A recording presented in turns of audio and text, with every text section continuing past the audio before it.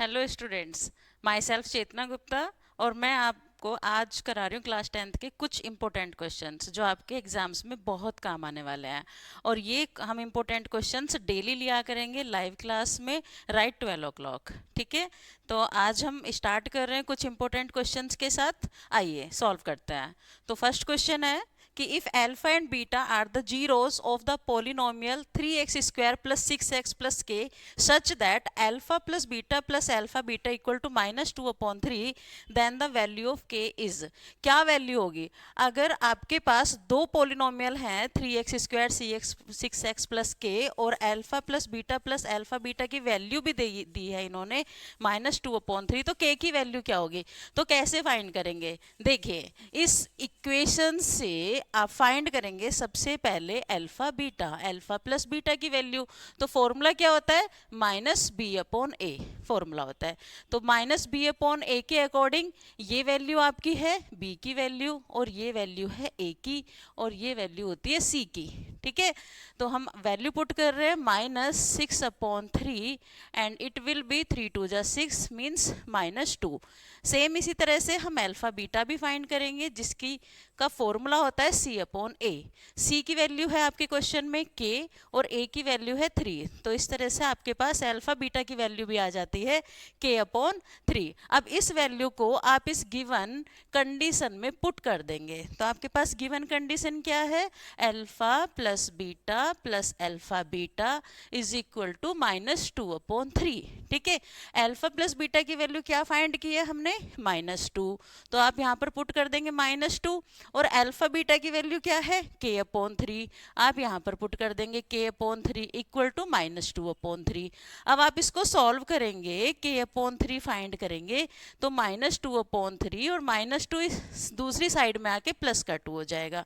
इसको सिंप्लीफाई करेंगे 3×2 = 6, 6 - 2 4/3 आपके पास आ जाएगा।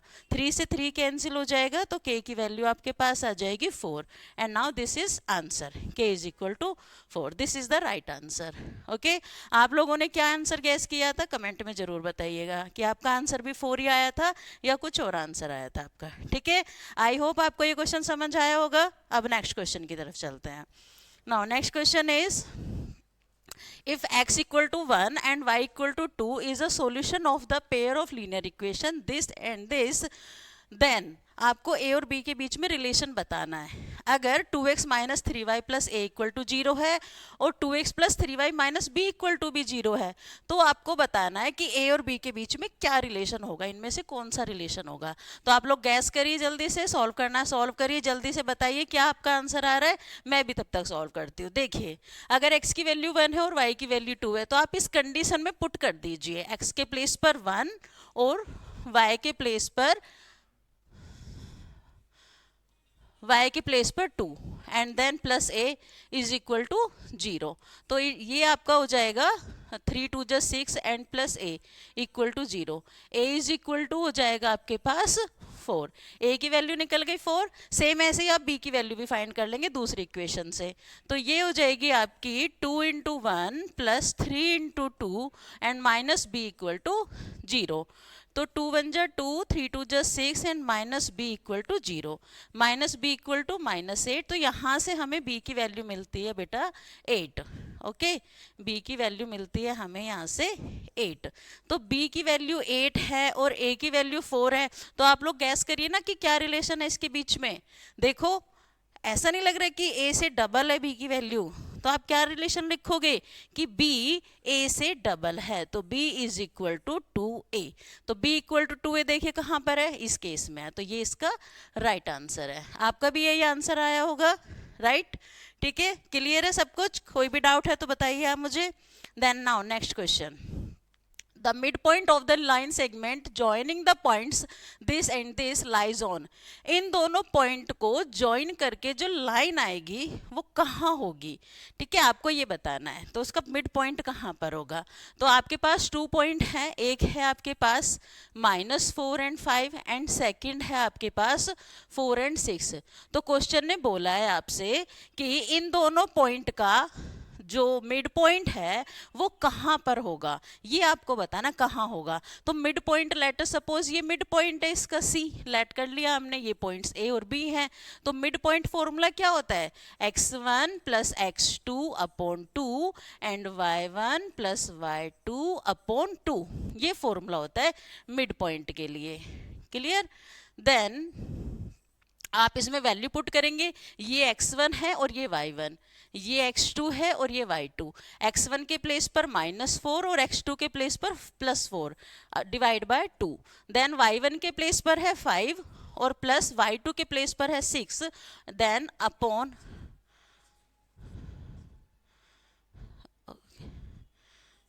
अपॉन 2। अब आप इसको सॉल्व करेंगे तो आप देखेंगे कि फर्स्ट कोऑर्डिनेट 0 हो जाता है, और फर्स्ट कोऑर्डिनेट 0 होने का मीनिंग क्या होता है कि वो पॉइंट y एक्सिस पर लाई करता है, क्योंकि जो पॉइंट y एक्सिस पर लाई करते हैं उनका फर्स्ट कोऑर्डिनेट 0 होता है। सेकंड कुछ भी हो सकता है लेकिन फर्स्ट पॉइंट उनका सबका 0 होता है। तो ये पॉइंट कहाँ लाई करता है, y एक्सिस पर, and now this is the right answer.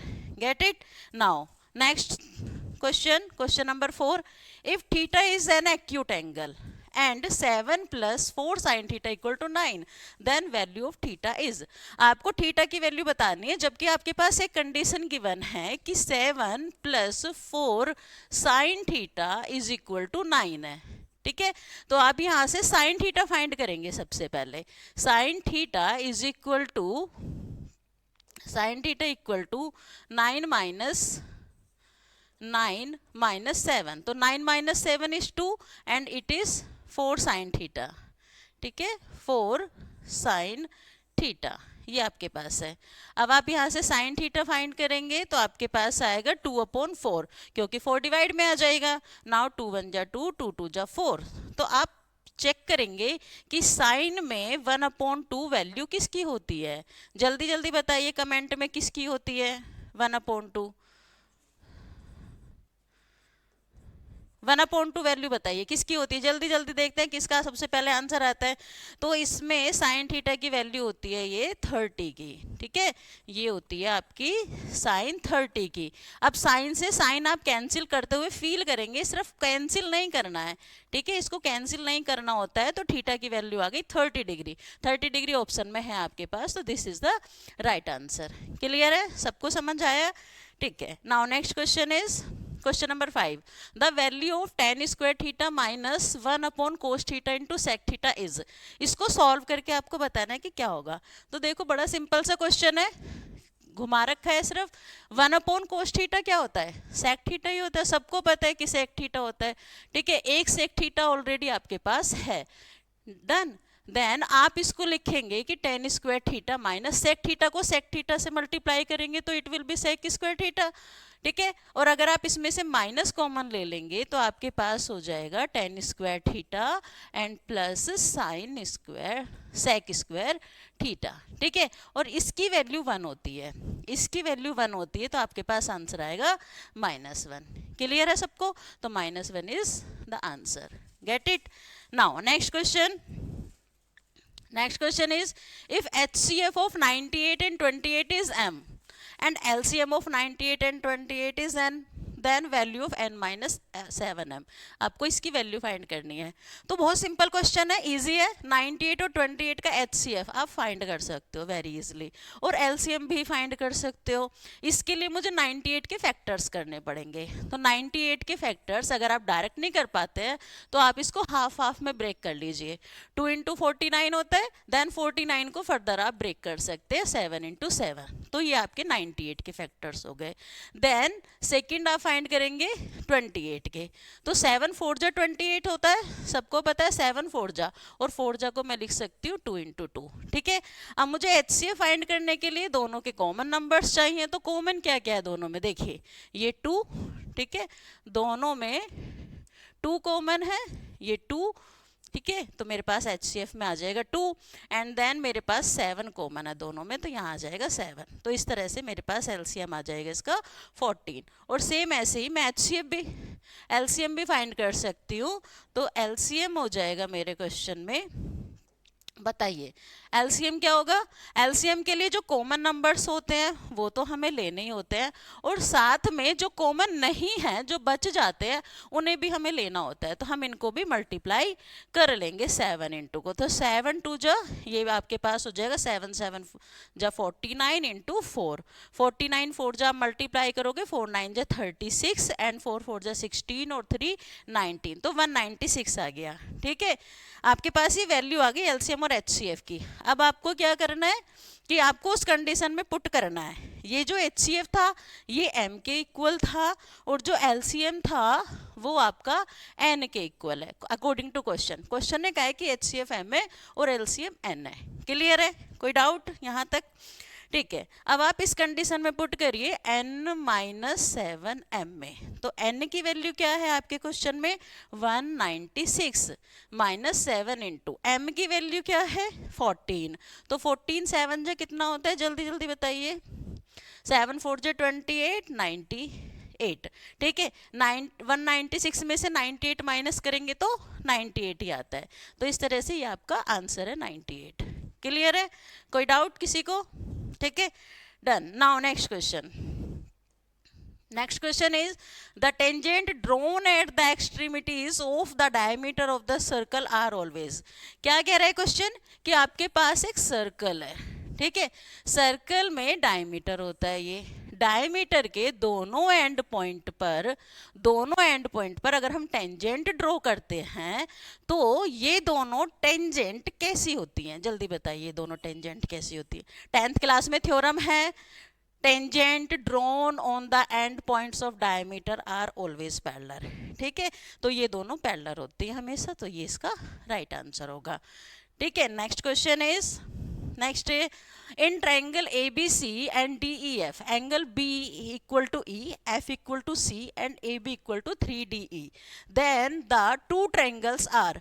दोनों ट्रायंगल कैसे होंगे, देखिए किसी भी ट्रायंगल में अगर दो एंगल इक्वल हैं और साथ में दो साइड का रेशो इक्वल है, गिवन है रेशो आपको, तो ऐसे केस में आप क्या बोलते हैं कि ट्रायंगल सिमिलर तो हो सकते हैं बट कॉन्ग्रुएंट नहीं होंगे। दोनों ट्रायंगल सिमिलर होंगे। सिमिलर क्यों होंगे, क्योंकि दो एंगल ऑलरेडी इक्वल हैं। तो दो एंगल इक्वल होने की वजह से सिमिलर तो ये वैसे ही हो गए हैं, और एक साइड का रेशो दे रखा है 1/3, साइड का रेशो गिवन है। तो हम कंडीशन, हमारे पास कॉन्ग्रुएंसी की कंडीशन नहीं है ना इसमें, तो कॉन्ग्रुएंट तो हो ही नहीं सकते। तो that's why triangle are similar but not congruent. Satisfied? ठीक है, now next question is -1 to the power n and -1 to the power 8 equal to 0, then n is, n क्या होना चाहिए। अगर आपको एक कंडीशन दी है कि -1 to the power n है और -1 to the power 8 है, और इन्होंने कहा कि ये 0 है, तो एक बात बताइए, -1 की पावर 8 इज इवन, और इवन है तो ये तो प्लस वैसे ही हो जाएगा, ये प्लस हो गया, क्योंकि जब भी इवन पावर होती है माइनस पर तो वो प्लस हो जाता है, और ये इक्वल टू 0 भी है। ठीक है, तो यहाँ क्या होना चाहिए, -1 की पावर क्या होनी चाहिए यहाँ पर कि 0 हो जाए। तो +1 के साथ मुझे यहाँ -1 चाहिए, जिससे कि -1 से 1 कैंसिल हो जाए। और ये कब पॉसिबल है, जब n की वैल्यू कोई ओड नंबर होगी तब। ठीक है, n के प्लेस पर अगर कोई ऑड नंबर होगा n के प्लेस पर, तो आप क्या होगा यहाँ पर, यहाँ -1 आ जाएगा, और ये +1 है और इक्वल टू 0, तो 1 से 1 कैंसिल होकर 0 इक्वल टू 0 हो जाएगा। तो कब होना चाहिए, क्या पॉसिबल है, n is any odd number, n आपका क्या होना चाहिए, कोई ऑड नंबर होना चाहिए। क्लियर है? Now next question is two polynomials are shown in the graph below. The number of distinct zeros of both the polynomials is। अगर आपके पास कोई दो पोलिनोमियल है जिसमें से एक का ग्राफ तो ये ऐसे जा रहा है और दूसरे का ग्राफ ऐसे जा रहा है, ठीक है, तो आपको बताना है कि इन दोनों की कितनी जीरोस हो सकती हैं। जीरोस का मतलब होता है कि गिवन ग्राफ आपका कितने टाइम्स एक्स एक्सिस को कट करता है। तो एक्स एक्सिस को कट कर रहा है ये 2 टाइम्स, एक इस पॉइंट पर और एक इस पॉइंट पर। ठीक है, तो 2 टाइम्स ये आपका कट कर रहा है इसको, तो ये दोनों पॉइंट हैं, इंटरसेक्ट कितनी बार कर रहा है, 2 बार कर रहा है। 2 बार करने की वजह से आप क्या बोलेंगे, इसकी कितनी जीरोज होनी चाहिए, 2 जीरोज होनी चाहिए। Right answer. ठीक है, now next question. if the sum of the first m terms of an AP is this, then its second term is, देखिए एस एम दे रखा है, सम, पहले तो सही से ये देख लिया कीजिए कि क्वेश्चन में दिया क्या है, एस एम सम दे रखा है, कुछ बच्चे इसको ए एन लैट कर लेते हैं, नहीं ये सम है, सम का मीनिंग है एस एम, आपको क्वेश्चन में एस एम गिवन है और वो है आपके पास 2m² प्लस 3m, ये है, ठीक है। तो अब आप क्या करेंगे, इसमें आप m के प्लेस पर 1 पुट करेंगे, अगर 1 पुट करती हूँ तो मेरे पास आता है 2 into square of 1 and then plus 3 into 1, ये मेरे पास आता है। तो मैं इसको सॉल्व करूंगी, 2 इंटू 1 प्लस 3, 2 एंड 3 5, तो मेरे पास फर्स्ट टर्म निकल आती है 5, ठीक है। देन मैं क्या करती हूँ कि एस एम के प्लेस पर 2 पुट करती हूँ, 2 पुट करूंगी तो स्क्वायर ऑफ 2 हो जाएगा एंड देन 3 इंटू 2, तो ये हो जाएगा 2 2 जा 4, 4 प्लस 3 2 जा 6, 4 2 जा 8, 8 और 6 हो गए 14, तो S2 भी निकल आई आपके पास। और आपके पास एक फॉर्मूला है, AN निकालने का फॉर्मूला है कि आपको SN प्लस 1 में से SN माइनस करनी है, अगर आप नेक्स्ट टर्म में से प्रीवियस टर्म माइनस कर देते हैं तो आपके पास वो टर्म आ जाती है, तो मुझे तो सेकंड टर्म चाहिए क्वेश्चन के अकॉर्डिंग, तो A2 निकालने के लिए मुझे क्या करना है, A2 S2 माइनस S2 में से मुझे माइनस करना है किसको, S2 में से S1 माइनस करना है, ठीक है, ओके ठीक है। तो मेरे पास यहाँ पर है ये, देखिए S2 में से S1 माइनस कर दूंगी अगर मुझे 2 फाइंड करनी है तो, ठीक है डन, ये मैंने आपको करेक्ट कर दिया यहाँ पर, ठीक है, थोड़ा सा विजिबल नहीं हो रहा था इरेजर की वजह से, ठीक है। अब हम S2 में से S1 माइनस करेंगे, चलिए बताइए S2 क्या है 14, तो 14 में से अगर मैं माइनस करती हूँ 5 तो क्या आंसर आएगा, 14 माइनस 5 इज 9, तो 9 इज द राइट आंसर। तो इन दिस वे ये इसका आंसर है, सेकेंड टर्म पूछिए क्वेश्चन ने, ठीक है। आपका भी आई होप यही आंसर आ रहा होगा एंड आई होप कि आपको सारे क्वेश्चन समझ आ रहे होंगे, कोई डाउट नहीं हो रहा होगा, ठीक है। Now next question is mode and mean of the data are 15x and 18x respectively, then the median of the data is, median क्या होती है, तो आपके पास एक फॉर्मूला है जिसे इंपेरिकल फॉर्मूला बोलते हैं हम, जो रिलेशन है मीन मोड एंड मीडियन के बीच में, ठीक है।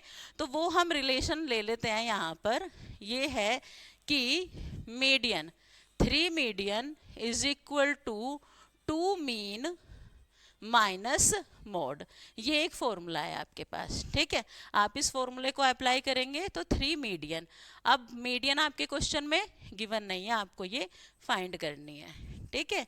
तो ये मीडियन हो गया और इनटू आपके पास क्या है आगे, नेक्स्ट है आपके पास मीन दे रखा है, तो मीन आपके क्वेश्चन में ये है 18x, तो आप यहाँ पर मल्टीप्लाई कर देंगे 18x को और मोड, ये प्लस मोड होता है, तो मोड कितना है आपके क्वेश्चन में 15x, तो आप इसको सॉल्व करिए, 18 2 जा 36x और प्लस 15x, इन दोनों को ऐड करिए तो 5 और 6 11, 3 1 4 और 1 5, 51x आ गया। अब यहाँ पर आपके पास क्या था, 3 मीडियन था, तो 3 जाएगा डिवाइड में, 3 डिवाइड में 3 से आप इसे कट करेंगे तो 17 आ जाएगा, तो आपके पास आंसर हो जाएगा 17x, ठीक है।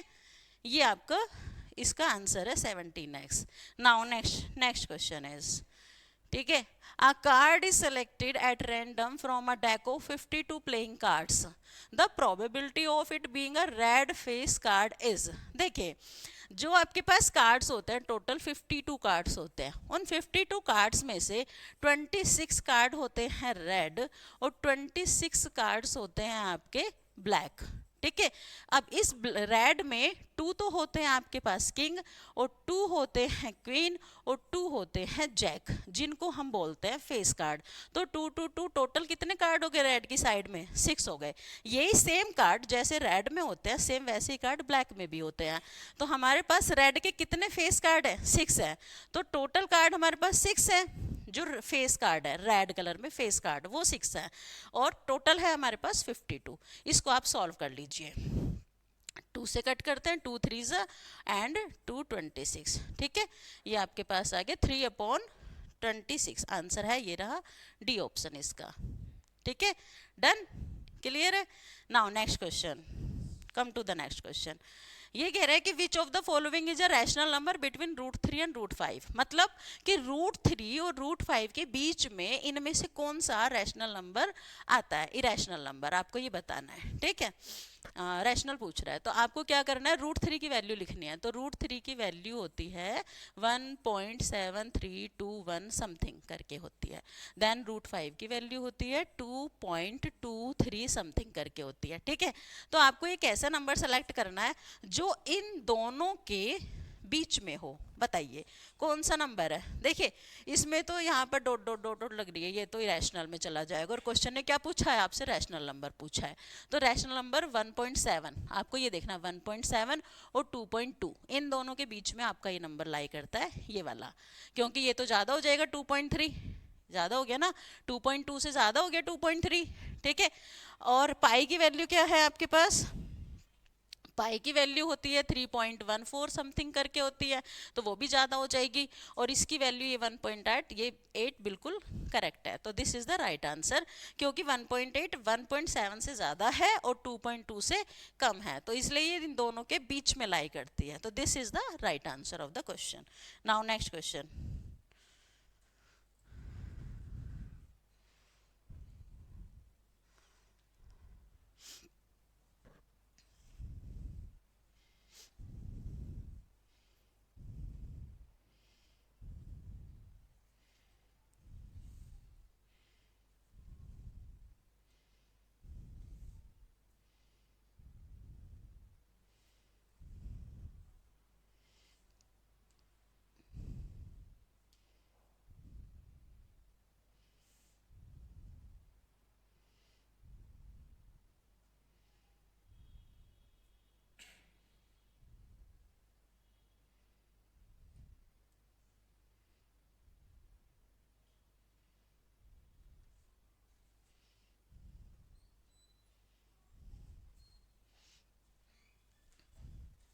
Start. Okay, now next question. If a sector of a circle has an area of this 40 square units and a central angle of 72 degree, then radius of the circle is, radius बतानी है। तो आपके पास ना area of sector का formula होता है, area of sector. जल्दी जल्दी बताइए क्या होता है फॉर्मूला, ये है θ/360 इंटू पाई आर स्क्वायर, ये फॉर्मूला होता है। ठीक है, तो सेक्टर का सर्कल है ये है ना, sector of circle has an area, और ये एरिया तो गिवन है ऑलरेडी क्वेश्चन में, तो ये आपके पास हो गया 40 पाई, क्योंकि एरिया गिवन है तो हमने लिख दिया। ठीक है, एंड देन सेंट्रल एंगल इसमें 72 है, तो ये 72 थीटा की वैल्यू है, तो ये आपने यहाँ पुट कर दी 360 और इनटू पाई आर स्क्वायर। तो अब आपको इस कंडीशन को सॉल्व करके आर की वैल्यू फाइंड करनी है। तो बहुत सिंपल है, बड़े प्यार से हो जाएगा, ऐसे पाई से पाई कैंसिल हो जाएगा इसमें, और 72 में अगर मैं ऐड डिवाइड करती हूँ 36 के टेबल से, तो 36 1 जा एंड 0 एज इट इज, 36 2 जा होता है ये। ठीक है, फिर 2 से कैंसिल करूंगी, 2 1 जा एंड 2 5 जा 10। ठीक है, तो आपके पास बचता है 40 equal to 1/5 into R square. 5 मेरा आएगा यहाँ पर मल्टीप्लाई में, 40 into 5 is equal to R square. तो आर इक्वल टू हो जाएगा √200, और √200 होता है 10√2 के इक्वल। कोई डाउट तो नहीं, कैसे होता है 10√2 के इक्वल कैसे होता है, क्योंकि इसको हम लिख सकते हैं 2 इंटू 100, और 100 का हम अंडर रूट फाइंड कर सकते हैं जो कि 10 होता है। तो 10√2 is the right answer of the question.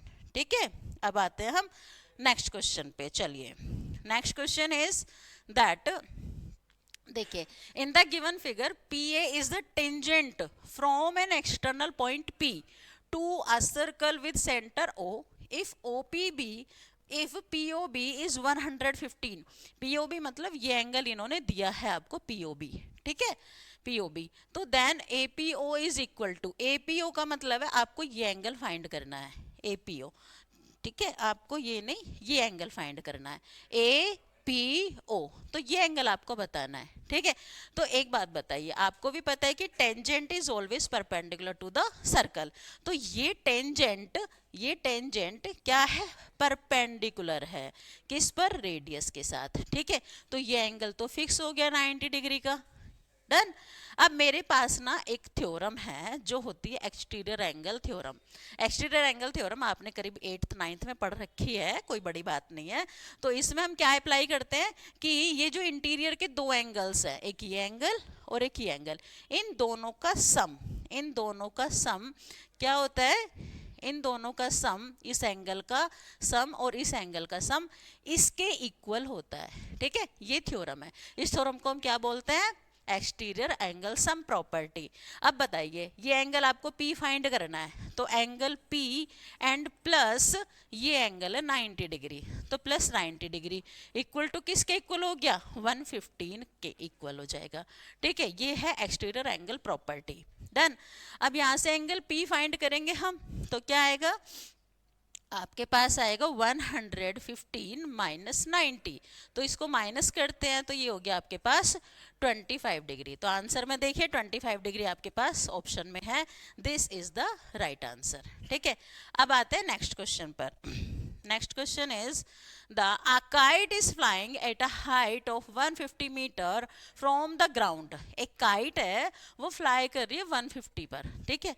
आपने ये काइट बनाई, यहाँ पर ऐसे ये छोटी सी काइट बनाई और वो काइट फ्लाई कर रही है, ठीक है। ये हाइट है इसकी 150 मीटर, इस हाइट पर ये काइट फ्लाई कर रही है, ठीक है, from the ground. It is attached to a string inclined at an angle of 30 degree. अब इस काइट में एक स्ट्रिंग बांध रखी है ऐसे, जो कि नीचे ग्राउंड पे भी टाई कर रखी है, ये, ठीक है। अब कुछ ना कुछ एंगल तो बन रहा होगा, ये स्ट्रिंग है आपकी, ये क्या है, ये है आपकी स्ट्रिंग। तो स्ट्रिंग बांध रखी है, अब स्ट्रिंग ग्राउंड के साथ कितने डिग्री का एंगल बनाती है, 30 डिग्री का एंगल। तो पूछा क्या है क्वेश्चन ने, find the length of the string, तो आपको इसी स्ट्रिंग की लेंथ बतानी है। ये जो ऐसी स्ट्रिंग है ना, स्ट्रिंग जैसे धागा होता है टेढ़ा मेढ़ा, ठीक है, ये वही है। तो आपको इसकी लेंथ बतानी है कि कितनी होगी। तो क्या करना है हमें, हमें ऐसे क्वेश्चन में क्या करना होता है कि जो हमें गिवन है वो और जो हमें फाइंड करना है वो, उन दोनों का रिलेशन लेना होता है, उन्हें यूज करना होता है। तो मेरे क्वेश्चन में लेट अस सपोज ये ए है, ये बी है और ये सी है, तो मैं क्वेश्चन में क्या लूंगी, मैं अपने क्वेश्चन में क्या लूंगी कि ए बी ऊपर ले लिया मैंने और अपॉन में मैंने ले लिया ये ए सी क्यों लिया, क्योंकि ए सी मुझे फाइंड करना है, ठीक है। तो ए बी अपॉन ए सी मैंने ले लिया, ठीक है, ए बी अपॉन ए सी। अब ये मुझे देखना है कि ये किसका फॉर्मूला होता है, ट्रिग्नोमेट्रिक रेशोज में ये किसका फॉर्मूला है। तो ये देखिए ये क्या चीज है, इस एंगल के अकॉर्डिंग ये है आपके पास परपेंडिकुलर और ये है आपके पास हाइपोटेनियस। तो परपेंडिकुलर अपॉन हाइपोटेनियस, आपको अपने मन में सोचना है कि ये परपेंडिकुलर अपॉन हाइपोटेनियस किसका फॉर्मूला होता है। तो आप सोचेंगे तो आपको पता चलेगा कि ये तो साइन का फॉर्मूला होता है, तो आप यहाँ पर क्या अप्लाई करेंगे, साइन 30 डिग्री। अब जल्दी से बताइए साइन 30 की वैल्यू क्या होती है, तो ए बी आपको फाइंड करना है, ठीक है। ए बी आपको गिवन है 150, तो आप ये 150 ले लीजिए, ठीक है, ओके। तो ये आपके पास है 150 और अपॉन में आपके पास स्ट्रिंग की आपको लेंथ फाइंड करनी है, एसी ये फाइंड करनी है, और साइन 30 की वैल्यू होती है 1/2। अब आप इसको क्रॉस मल्टीप्लाई करेंगे तो आपको यहाँ से एसी मिल जाएगा, क्या मिलेगा, एसी मिलेगा आपको 150 इंटू 2, तो 2 से मल्टीप्लाई करोगे तो कितना आ जाएगा, 300। तो इस तरह से आपके पास ये है इसका आंसर 300 मीटर। स्ट्रिंग की लेंथ आ गई है, कितनी आई है, 300 मीटर, ठीक है, get it, okay. Now next question, next question is a piece of wire 20 centimeter long is bent into the form of an arc of a circle of radius 60 upon pi centimeter। Radius दे रखा है question में, अच्छा जो जो चीजें given है ना उनको लिखते रहा करो साथ साथ। तो 60 अपॉन पाई आपको रेडियस गिवन है, ठीक है। Piece of wire 20 centimetre long है, उसको देखते हैं। The angle subtended by the arc, at the centre of the circle, ठीक है। तो जो पीस ऑफ वायर है ना 20 सेंटीमीटर का, उसको सिर्फ एक आर्क की तरह यूज किया गया है। मतलब 20 सेंटीमीटर का वायर है, ये ऐसे लिया है और इसकी लेंथ है 20 सेंटीमीटर, ठीक है। इसकी लेंथ है ये 20 सेंटीमीटर, ठीक है। Piece of wire 20 centimetre long is bent into the form of an arc. ध्यान से देख लीजिए कि आर्क बनाई है सर्कल की, पूरा सर्कल नहीं बनाया है, तो सिर्फ आर्क की लेंथ है ये, ठीक है। आर्क की लेंथ है 20 सेंटीमीटर और इसमें आपके पास जो रेडियस है क्वेश्चन में वो भी दे रखी है 60/पाई। तो आपको फाइंड क्या करना है, एंगल थीटा फाइंड करना है, थीटा। तो हमारे पास तो लेंथ ऑफ आर्क निकालने का फॉर्मूला होता है एक, जल्दी जल्दी बोलो क्या होता है, लेंथ ऑफ आर्क। क्या होता है लेंथ ऑफ आर्क, आपके पास फॉर्मूला होता है θ/360 इंटू 2πr, ठीक है। आर्क की जब लेंथ निकालनी होती है तो इस फॉर्मूले में से हम फाइंड कर लेते हैं। तो आपके पास जो गिवन है थीटा बिल्कुल भी नहीं दे रखा है, 360 ऐसे ही रहेगा ये, और इंटू 2 और पाई भी ऐसे ही रहेगा, लेकिन आर की वैल्यू गिवन है और वो है आपके पास 60/पाई। एंड साथ में ये जो लेंथ ऑफ आर्क है ये भी गिवन है क्वेश्चन में यहाँ पर 20, ठीक है। ये 20 गिवन है, तो अब आप इसको सॉल्व कर लीजिए। पाई से पाई कैंसिल हो जाएगा, इस जीरो से ये जीरो कैंसिल हो जाएगी और 6 6 जा 36 हो जाएगा, और 2 से ये 6 भी कट जाएगा 3, तो 3 आएगा यहाँ मल्टीप्लाई में, तो 20 इंटू 3 इक्वल टू हो जाएगा थीटा। तो थीटा की वैल्यू कितनी हो गई है, 60 डिग्री, ओके। तो इस तरह से ये आपके पास आंसर आ जाएगा 60 डिग्री, ठीक है, done. Okay, now next question is that assertion A, the probability of selecting a number at random from the numbers 1 to 20 is 1। देखो ध्यान से समझना, अभी रॉन्ग होने वाला है ये क्वेश्चन आप लोगों का। क्या कह रहा है क्वेश्चन, कि आपके पास 1 से 20 तक नंबर है, 1 2 3 20 तक नंबर है, ठीक है, और आपको इनमें से कोई नंबर सेलेक्ट करना है, ठीक है। तो उसकी प्रोबेबिलिटी 1 है। तो देखिए नंबर सेलेक्ट कर रहे हैं आप, तो 20 नंबर्स है, 20 में से आप एक नंबर तो सेलेक्ट कर ही लेंगे, कोई भी कर सकता है, इसमें कोई ना सेलेक्ट करने वाले चांसेस नहीं है। तो 100% ये श्योर है, हो जाएगा, ये सेलेक्ट हो जाएगा।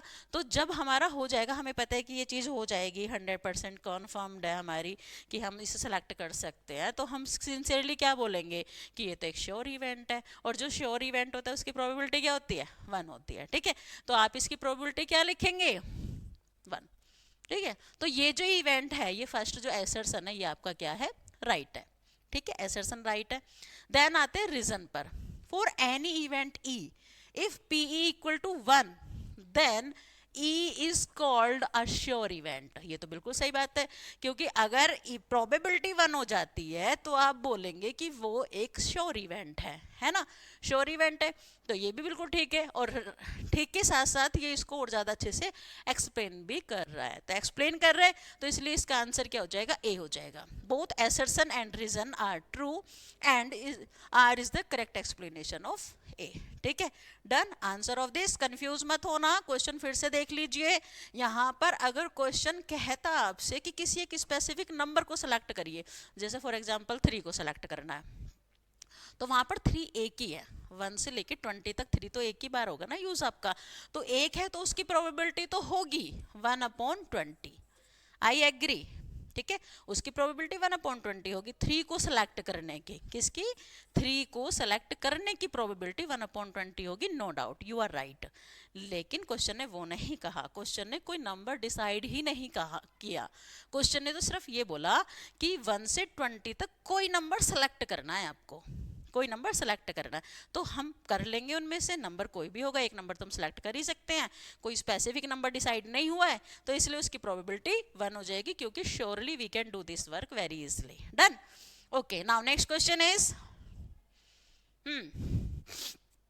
assertion A, if we join two hemispheres of the same radius along their bases then we get a sphere। क्या कह रहे हैं क्वेश्चन, कि अगर दो हेमीस्फीयर है, दो हेमीस्फीयर है इस तरह से, और अगर हम उन दोनों को ऐड कर देते हैं, मतलब हमने उन्हें मिला दिया, ठीक है, बिल्कुल मिला दिया अच्छे से, ठीक है, ये दो हेमिस्फेयर है, इनको मिला दिया हमने, तो आपके पास एक स्पेयर बन जाता है। तो ये स्पेयर हो गया ना, ठीक है, स्पेयर है, तो ये करेक्ट ऑप्शन है आपका, ठीक है, वी गेट अ स्पेयर, तो ये आपका बिल्कुल ठीक है। देन आपके पास रीजन आता है कि total surface area of a sphere of radius R is 3 pi R square. नहीं, ये रॉन्ग है। क्यों है रॉन्ग? क्योंकि ये जो सरफेस एरिया दिया है इन्होंने, टोटल सरफेस एरिया, ये हेमिस्फीयर का होता है, ना कि स्पेयर का। और अगर स्पेयर के की बात करें हम, तो वो होता है हमारा 4 पाई आर स्क्वायर। तो ये गलत लिखा हुआ है इन्होंने, तो इसलिए ये रॉन्ग है, रीजन आपका रॉन्ग है। रीजन रॉन्ग है, एसर्शन सही है, तो कौन सा ऑप्शन सही बैठेगा जल्दी बताइए। A is true and R is false, ये इसका राइट आंसर है। ठीक है, डन। तो इस तरह से हमने पूरे 20 एमसीक्यूज किए हैं, और आई होप आपको सब ये समझ आए होंगे। आपने विद इन 20 मिनट मैक्सिमम आपको करने हैं ये, 20 मिनट से ज़्यादा आपको 20 क्वेश्चंस के लिए नहीं देना है, क्योंकि आपको टाइम भी मैनेज करके चलना है। ठीक है, स्पीडली आपको वर्क करना है। Okay, now next question is, अब हम आते हैं सेक्शन बी की तरफ। ये हमारा सेक्शन बी है, इसका ये फर्स्ट क्वेश्चन है। इसमें फर्स्ट क्वेश्चन में लिखा हुआ है, ये सारे 2-2 मार्क्स के क्वेश्चंस हैं, और आपको पता ही है कि सेक्शन बी के 5 क्वेश्चंस होते हैं, जिसमें चॉइस भी होती है, और वो 5 क्वेश्चंस आपको करने हैं 2-2 मार्क्स के। तो 2 मार्क्स के हैं तो ऑब्वियसली इजी क्वेश्चंस होंगे, और इजी होंगे तो टाइम भी कम लगेगा, हमें जल्दी उन्हें क्या करना है, सॉल्व करना। विद इन 20 मिनट्स ही ये सॉल्व हो जाने चाहिए, मैक्स टू मैक्स। ठीक है, क्योंकि आपको अपना टाइम भी मैनेज करके चलना है, हमें सारा टाइम इसी पे नहीं देना। ये सबसे ईजीएस्ट सेक्शन होता है, क्योंकि 2 मार्क्स के क्वेश्चंस हैं, तो जैसे ये ईजी होते हैं वैसे ही हमें इन्हें जल्दी से करना भी है। ये नहीं कि हम सारा टाइम इन्हीं में लगा देंगे। और सब मैं कहती हूँ कि आप स्टार्टिंग ही क्वेश्चन पेपर की स्टार्टिंग ही सेक्शन बी से किया करो, क्योंकि सेक्शन बी के क्वेश्चंस बहुत ज़्यादा ईजी होते हैं, 2 मार्क्स के होते हैं, हम बहुत ईजिली उन क्वेश्चंस को कर सकते हैं कम टाइम में, बिना किसी प्रॉब्लम के। ठीक है, तो हम अब भी ऐसे करेंगे इन क्वेश्चंस को। बिल्कुल ये नहीं सोचना है कि हार्ड है, नहीं है, बिल्कुल इजी क्वेश्चंस है, 2 मार्क्स के हैं। 2 मार्क्स में कोई कितना ही हार्ड क्वेश्चन दे देगा, ये सोचिए आप। ठीक है, तो चलिए इस क्वेश्चन को करते हैं। If x cos 60 plus y cos 0 plus sin 30 minus cos 45 equal to 5, then find the value of x plus 2y। x plus 2y की वैल्यू फाइंड करनी है, जो एक कंडीशन इन्होंने दे रखी है। तो इसी कंडीशन को कंटिन्यू करते हैं हम। क्या करते हैं, यहाँ पर वैल्यूज पुट करना स्टार्ट करते हैं। तो ये है आपके पास x cos 60, तो cos 60 की वैल्यू जल्दी जल्दी बताइए क्या होती है। ठीक है, ये होती है आपके पास, रूट तो नहीं होती, ठीक है, बिल्कुल नहीं होती रूट, तो 1/2 होती है। ठीक है, ये होती है आपके पास 1/2 प्लस वाई। अब cos 0 की बताइए, cos 0 1 होता है। ठीक है, और प्लस sin 30 की बताइए, ये भी 1/2 होता है। और माइनस cot 45 है, तो आपको पता है cot 45 और tan 45 दोनों की वैल्यू 1 होती है, याद रखना है, बिल्कुल नहीं भूलना है। -1 एंड इक्वल टू 5, ये हो गया। ठीक है, अब आपको इसको सॉल्व करना है, तो ये है आपके पास x/2 प्लस वाई प्लस, अब बताइए 1/2 में से -1 करेंगे तो कितना आएगा, ये तो -1 आएगा, तो मैं यहाँ लिख देती हूँ -1/2 एंड इक्वल टू 5। अब 1/2 को वहाँ लेकर जाते हैं, तो x प्लस, इसका मैं एलसीएम भी ले लेती हूँ साथ में, x plus 2y/2 is equal to हो जाएगा आपके पास 5 प्लस 1/2। इसको सॉल्व करूंगी तो 5 2 जा 10 और 1 11, 11/2। तो इधर भी यही चीज है, x plus 2y/2 is equal to 11/2। 2 से 2 कैंसिल हो जाएगा, तो x प्लस 2y की वैल्यू कितनी आएगी, 11 आएगी। This is answer. देखिए, चेक कर लीजिए क्वेश्चन, कहीं कोई भी डाउट है तो प्लीज़ बताइए। ठीक है, कल से हमारी क्लास लाइव रहेगी, तो लाइव क्लास में आप साथ के साथ मुझसे अपने डाउट्स ले सकते हैं। ठीक है, ओके, ये हमारा क्वेश्चन हो गया डन। 2 मार्क्स का है, विद इन अ मिनट आपको क्वेश्चन खत्म करना है, विद इन अ मिनट, है ना। तो आपके पास आता है नेक्स्ट क्वेश्चन, इसको सॉल्व करते हैं। आंसर, tan स्क्वायर 60 और sin square 60 plus cos square 30 की वैल्यू फाइंड करनी है। तो tan स्क्वायर 60, tan 60 की वैल्यू जल्दी बताइए क्या होती है। आपके पास ये होती है √3। ठीक है, तो ये हो गया √3 का स्क्वायर, और अपॉन sin 60 की वैल्यू कितनी होती है, √3/2, इसका स्क्वायर हो गया, एंड प्लस cos 30 की वैल्यू होती है आपके पास जो sin 30 की होती है, वही होती है। ठीक है, साइन 60 की होती है, जो साइन 60 की वैल्यू होती है वही कोस 30 की होती है। तो हमारे पास कोस 30 की वैल्यू ये हो गई और इसका स्क्वायर कर दिया। अब बस इसको सिंप्लीफाई करना है, आप अपने अकॉर्डिंग सिंप्लीफाई कर सकते हैं, that will be your answer. तो सॉल्व करते हैं, square of root 3 is 3 upon square of root 3 3 upon 4 plus ये भी 3 अपॉन 4, तो आपके पास आंसर आ जाएगा 3 अपॉन, आप इसको ऐसे भी लिख सकते हैं 2 इंटू 3 अपॉन 4, 4 ऐसे ऊपर चला जाएगा तो आपके पास आ जाएगा 3 इंटू 4 अपॉन 2 इंटू 3, 3 से 3 कैंसिल और 2 2 जा 4, तो आपके पास आंसर कितना आ जाता है 2 आ जाएगा। आंसर इज 2, चेक कर लीजिए। ठीक है, डन। कोई भी डाउट है तो बता दीजिए बिल्कुल जल्दी, मोस्ट वेलकम आपके डाउट्स का, कोई प्रॉब्लम नहीं है। जो भी पूछना है आप पूछ सकते हैं। ठीक है, इसको थोड़ा सा सही से कर देती हूँ मैं, कभी आपसे रीड ना हो, ये थोड़ा सा ठीक कर देती हूँ मैं इसको। ठीक है, क्योंकि चलिए, तो मैं इसको कर देती हूँ 3 इंटू 4 अपॉन 2 इंटू 3, ऐसे कर देती हूँ। ठीक है, अब ये इजीली रीडेबल है ना, तो आपने इसको कट करना है, 3 से 3 कट करना है, 2 से 4 को कट करना है, और ये 2 आंसर आपका एज इट इज है। ठीक है, done. Now next question is find the zeros of the polynomial. आपके पास ये एक पॉलिनोमियल है और इसकी जीरोस आपको फाइंड करने, देख रहे हो आप कितने इजी क्वेश्चंस हैं, कितने सिंपल सिंपल क्वेश्चन है 2 मार्क्स में। ठीक है, इनको सॉल्व करना है, तो जीरोस फाइंड करनी है पॉलिनोमियल की, तो आप करिए। चलिए, इसमें से हम सबसे पहले क्या करते हैं कि 3 एलसीएम ले लेते हैं, तो एलसीएम लेंगे तो ये हो जाएगा 3x² plus 4x and minus 4 and upon में हो जाएगा 3। इस 3 को साइड में कर लेते हैं यहाँ पर 1/3। अब इसको सिंप्लीफाई करना है, आपके पास ये है एक, क्या है ये, क्वाड्रेटिक इक्वेशन। और क्वाड्रेटिक इक्वेशन का फैक्टराइजेशन कैसे होता है, मिडिल टर्म स्प्लिटिंग से। तो मिडिल टर्म स्प्लिटिंग करेंगे आप, करिए।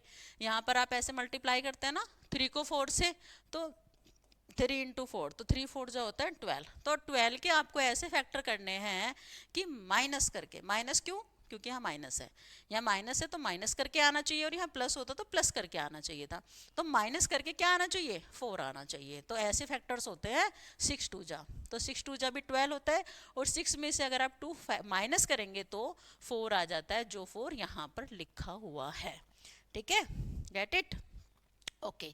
तो अब आप यहाँ पर क्या करेंगे, 3x² and plus 6x and minus 2x। देखो 6x में से 2x माइनस करोगे तो 4x आ जाएगा, एंड देन माइनस 4, और अपॉन में है यहाँ पर 3। अब आप इसको सिंप्लीफाई करिए, तो 1/3, देखिए इन दोनों में से कॉमन लेना है आपको, किस में से, दोनों में से कॉमन लेना है, इन दोनों में से कॉमन लेना है, फिर आपको इधर कॉमन लेना है। ठीक है, तो जब हम कॉमन लेंगे तो हमारे पास क्या आएगा, देखिए यहाँ से हमने कॉमन लिया 3x, 3x कॉमन आया, तो आपके पास बचेगा x प्लस 3 2 जा 6 और माइनस 2, तो ये हो जाएगा x प्लस 2 और अपॉन में आ जाएगा 3।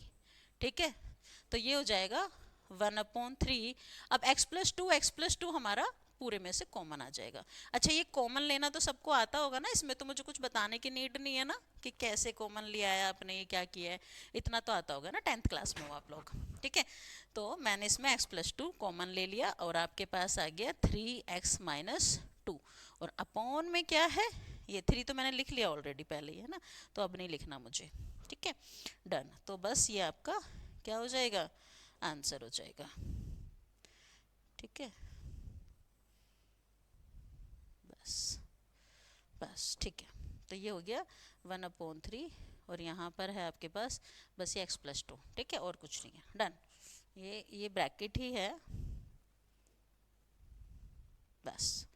ठीक है, डन, x प्लस 2, तो ये आपके पास क्या आ गया, अब ये फैक्टराइजेशन हुआ है, आपको इसकी जीरोस फाइंड करनी है, तो जीरोस फाइंड करने के लिए क्या करते हैं, हम इसको जीरो पुट कर देते हैं, इक्वल टू जीरो पुट करते हैं। तो जीरो पुट करने के लिए आप रखोगे कि 1/3 x plus 2 and 3x minus 2 equal to 0, तो ये 3 तो जीरो में मल्टीप्लाई होकर के जीरो हो जाएगा। देन यहाँ पर आप सॉल्व करेंगे, x प्लस 2 इक्वल टू 0 हो जाएगा, जीरो है ये क्या है, जीरो है, थीटा नहीं है। ठीक है, और 3x माइनस 2 इक्वल टू भी जीरो हो जाएगा, तो यहाँ से x की वैल्यू निकलेगी -2, और यहाँ से अगर मैं x निकालूंगी तो ये आएगा मेरे पास 2/3, तो ये दोनों हैं हमारे आंसर्स। ठीक है, ओके, डन। ठीक है, तो ये हमारे हो जाते हैं, इसमें आंसर्स हो जाते हैं ये हमारे, ठीक है। तो हमारे ये आंसर्स हो जाते हैं, ये रहे दोनों आंसर्स, ये आंसर्स है हमारे, ठीक है। आप इनको हाईलाइट कर लीजिए, लिख लीजिए अपने पास में, ये आंसर्स है, डन, क्वेश्चन डन हो गया हमारा। अब आता है नेक्स्ट क्वेश्चन पर, ठीक है। नेक्स्ट क्वेश्चन इज, आपके पास है नेक्स्ट क्वेश्चन कि the coordinates of the centre of the circle are this, ठीक है। मतलब कोऑर्डिनेट है सेंटर के, एक सर्कल है, सर्कल का सेंटर है और सेंटर के ये कोऑर्डिनेट्स है। Find the value of A if the circle passes through the point this and has diameter 10√2। देखो एक बात बताओ, अगर डायमीटर 10√2 है तो रेडियस बता सकते हैं फिर तो आप बताइए, जल्दी बोलिए बोलिए, आंसर यहाँ से स्टार्ट करते हैं, जल्दी बोलिए आंसर। देखो पहले तो मैं फिगर बना देती हूँ, क्वेश्चन कह क्या रहा है आपसे, क्वेश्चन ने कहा क्या है पहले तो आप यही देख लीजिए, ठीक है। क्वेश्चन ने आपसे कहा है कि आपके पास एक है सर्कल है, ठीक है, आपके पास क्या है, एक सर्कल है, अच्छा ये सर्कल, ठीक है, तो ये सर्कल है, सर्कल हमारा ये हो गया, ठीक है। तो हमारे पास क्वेश्चन ने कहा है कि ये एक सर्कल है, ये रहा, ठीक है, ये सर्कल है। अब क्वेश्चन ने कहा इससे आगे कि सर्कल तो है, फिर सर्कल में ये है हमारा सेंटर, और सेंटर के जो कोऑर्डिनेट है वो है 2a, a-7, ये सेंटर है आपका, ठीक है। और फिर क्वेश्चन ने बोला कि इसकी रेडियस भी है, रेडियस दे रखी है वो तो हम बता ही देंगे, और ये पासिंग थ्रो है 11,9 से, मतलब ये जो सर्कल है वो 11,-9 से निकल के जा रहा है, उससे निकल के जा रहा है, ठीक है, ये सेंटर है। तो एक बात बताइए, हमारे पास रेडियस, रेडियस से पहले मैं डायमीटर निकल लिखती हूँ कि हमारे क्वेश्चन में डायमीटर गिवन है, तो डायमीटर गिवन है वो कितना है 10√2। अगर डायमीटर ये है तो रेडियस कितनी हो जाएगी, इसको मैं 2 से डिवाइड कर दूंगी, 10√2 को क्या करूंगी 2 से डिवाइड, तो 2 से डिवाइड करूंगी 5, तो आपके पास ये हो जाएगा 5√2, तो ये रेडियस निकल आई, ठीक है। और रेडियस में यहाँ से भी फाइंड कर सकती हूँ सेंटर, और मान लो ये पॉइंट ए है तो ये ओ है, तो ओ ए भी रेडियस ही है, ओ ए रेडियस क्या है ओ ए, और ए ओ ए के लिए मैं फॉर्मूला लगा सकती हूँ, कौन सा फॉर्मूला होता है, √x2 माइनस x1 का square and plus y2 minus y1 का स्क्वायर, ये होती है किसका फॉर्मूला, ये है रेडियस का। तो ये हमारी रेडियस है और इक्वल टू ये कितना है 5√2। अब आप जैसा कि देख सकते हैं कि दोनों साइड रूट रूट है, तो हम एक काम ना करें कि स्क्वायरिंग भी साथ के साथ कर देते हैं, ठीक है, putting values and also squaring on both side. तो हम क्या करेंगे, x2 देखिए 11-2a कर सकते हैं, 11-2a फर्स्ट पॉइंट हो गया। सेकंड पॉइंट के लिए क्या करना है, इसका स्क्वायर हो गया, और प्लस सेकंड पॉइंट है आपके पास -2a का स्क्वायर, और प्लस ये है सेकंड पॉइंट -9 एंड -a, और जब माइनस आपका यहाँ पर यूज होगा तो ये आपके पास हो जाएगा प्लस, ठीक है, ये आपके पास हो जाएगा, ये a है बेटा, ठीक है, ये a है, और आपके पास ये हो जाएगा प्लस का 7, ठीक है, इसका भी स्क्वायर, और क्योंकि स्क्वायरिंग हमने दोनों साइड की कर दी है तो अंडर रूट कैंसिल हो जाएगा और इधर हो जाएगा ये 25/2, हमने इसका स्क्वायर करेंगे ना, ऐसे करके आप इसका स्क्वायर करोगे, ठीक है, ऐसे करके स्क्वायर करोगे दोनों साइड में, तो स्क्वायर की वजह से 25/2 हो जाएगा। अब आपको इसे सिंप्लीफाई करना है, तो बताइए क्या आएगा, a-2a का होल स्क्वायर खोलेंगे आप, बताइए 11 का मतलब a-b का फॉर्मूला क्या होता है, square of a-b, a² + b² - 2ab, ठीक है। तो ये फॉर्मूला मैं इसमें लगा रही हूँ, 11 का स्क्वायर, ठीक है, और प्लस 2a का स्क्वायर एंड -2 × 11 × 2a, ठीक है।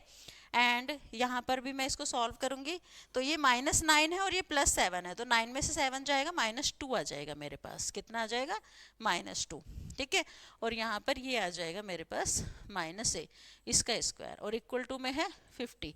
अब बस आपको इस इक्वेशन को सॉल्व करना है, अपने अकॉर्डिंग आप कर सकते हो और एक ही वैल्यू आपको मिल जाएगी क्वेश्चन में, और कुछ नहीं करना आपको, डन क्वेश्चन। तो कैसे सॉल्व करेंगे, 11 का स्क्वायर होता है 121 प्लस ये हो जाएगा 4a² एंड ये हो जाएगा 11 2 जो 22 2 जो 44 44a हो जाएगा। ये a है, ठीक है। और इसका ये माइनस माइनस कॉमन लेके स्क्वायर से प्लस हो जाता है, तो ये 2 + a का होल स्क्वायर हो जाएगा। तो मैं इसका खोलूंगी स्क्वायर, तो 2 2 जो 4 प्लस a² और प्लस 4a एंड -50 मैं इधर ही ले आती हूँ, इक्वल टू में बचेगा 0, इक्वल टू में 0 हो गया। अब आप इसको सॉल्व करिए, 4a² और a² दोनों ऐड हो जाएंगे तो ये हो जाएगा आपके पास 5a², ठीक है। और नेक्स्ट है आपके पास, ये देखिए ये है 44a और आपके पास a की दूसरी टर्म भी होगी आपके पास, ये है, ये a है बेटा, है ना, 49 में समझ लेना। तो 44a और ये 4a, तो कितना हो गया माइनस का 40a, ठीक है। और अब आपके पास है 121 और प्लस में 4 है, तो ये हो जाएगा दोनों को ऐड करके 125 और साथ में माइनस का 50 भी तो है और इक्वल टू 0, ये हो गया। अब आप इसको थोड़ा सॉल्व कर लीजिए, तो ये हो जाएगा 5a² एंड -40a एंड ये 125 में से 50 माइनस करोगे तो कितना बचेगा आपके पास 75 प्लस का और इक्वल टू 0, ठीक है। अब आप इसमें से 5 कॉमन ले सकते हैं, तो आपके पास आएगा a² एंड -5 8 जो 40, ठीक है, और प्लस 5 से कॉमन लेंगे तो आपके पास आएगा 15, ठीक है, और इक्वल टू 0। तो आपके पास अब आपको फैक्टराइज करना है इस इक्वेशन का, मतलब 15 के ऐसे फैक्टर्स करिए कि प्लस करके 8 आ जाए। होते हैं, बताइए क्या क्या फैक्टर्स होते हैं, ठीक है। तो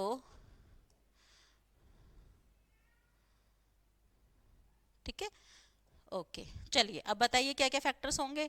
तो यहाँ पर मेरा 5 तो 0 के डिवाइड में चला जाएगा, खत्म हो जाएगा, तो यहाँ a² और -8a, तो मैं यहाँ पर लिख सकती हूँ 5 3 जो 15, 5 3 जो 15, 5 + 3 करूँगी 8 हो जाएगा, तो ये हो जाएगा 5a और -3a और प्लस 15 इक्वल टू 0, ये हो गया मेरा। अब इसको सॉल्व करना है, यहाँ से ये a है तो मैंने a कॉमन ले लिया, तो ये क्या बचा a-5 और यहाँ से 3 कॉमन ले लूंगी तो ये भी बचेगा a-5 इक्वल टू 0। तो अगर मैं यहाँ मेरे पास हो जाएगा a-5 कॉमन और यहाँ हो जाएगा a-3 इक्वल टू 0, ठीक है। तो ओके, ठीक है, तो ये है a-3, ये हो गया। अब इन दोनों को क्या करना है, दोनों को अलग अलग 0 पुट करना है। 0 पुट करूंगी मैं तो मेरे पास हो जाएगा a-5 इक्वल टू 0, तो यहाँ से a की वैल्यू आ जाएगी 5, और या फिर a-3 इक्वल टू 0, तो यहाँ से a की वैल्यू आ जाएगी 3। तो ये दोनों क्या हैं, ये हैं दोनों आंसर्स। a की 2 वैल्यू निकल कर आती है मेरे पास। कौन कौन सी वैल्यूज हैं a की, बताइए जल्दी जल्दी, जल्दी बोलिए कौन सी 2 वैल्यूज हैं, ठीक है। तो मेरे पास a की 2 वैल्यू है, एक तो ये है और एक ये है, ठीक है।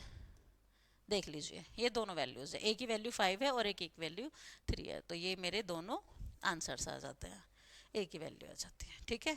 कोई डाउट, किसी को कोई भी डाउट है तो पूछ सकते हैं, नो प्रॉब्लम, ठीक है, ओके।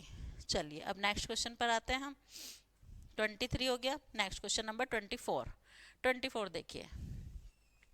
ये है कि if triangle ABC similar to triangle PQR, मतलब ट्रायंगल एबीसी आपका पीक्यूआर के सिमिलर है, ठीक है, in which A B equal to 6 B C equal to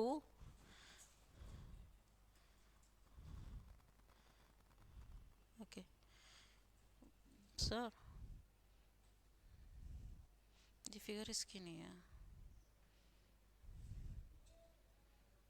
figure इसकी दूसरी होगी।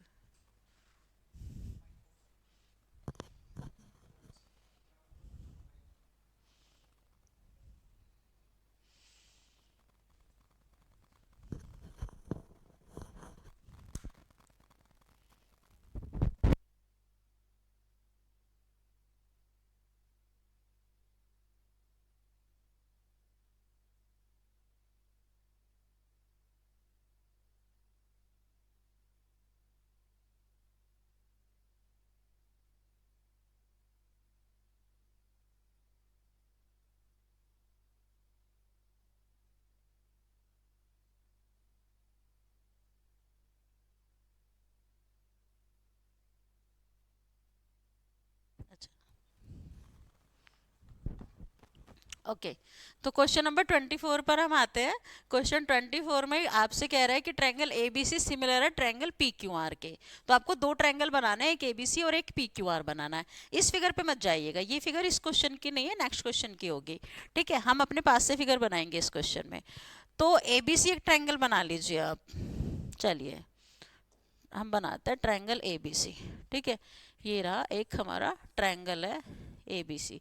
ठीक है, और एक दूसरा ट्रायंगल है पी क्यू आर, एक और ट्रायंगल है हमारे पास, ये है ट्रायंगल पी क्यू आर।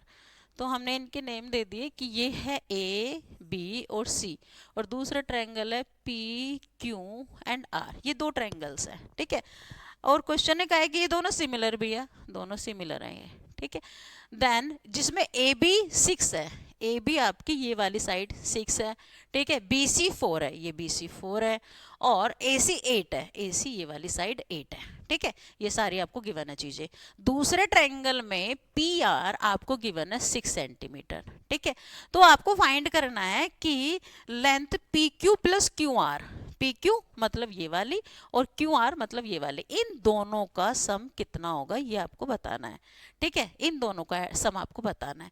तो क्या करेंगे क्वेश्चन में, देखिए अगर ये दोनों ट्रायंगल सिमिलर हैं तो आपको क्या करना है, अगर ये दोनों ट्रायंगल सिमिलर है तो साइड्स की रेशो इक्वल होगी। सिमिलैरिटी की थ्योरम है ना कि साइड्स की रेशो इक्वल होती है, तो रेशो इक्वल कर देंगे हम ए बी। तो आप यहां पर लिख देना कि सिंस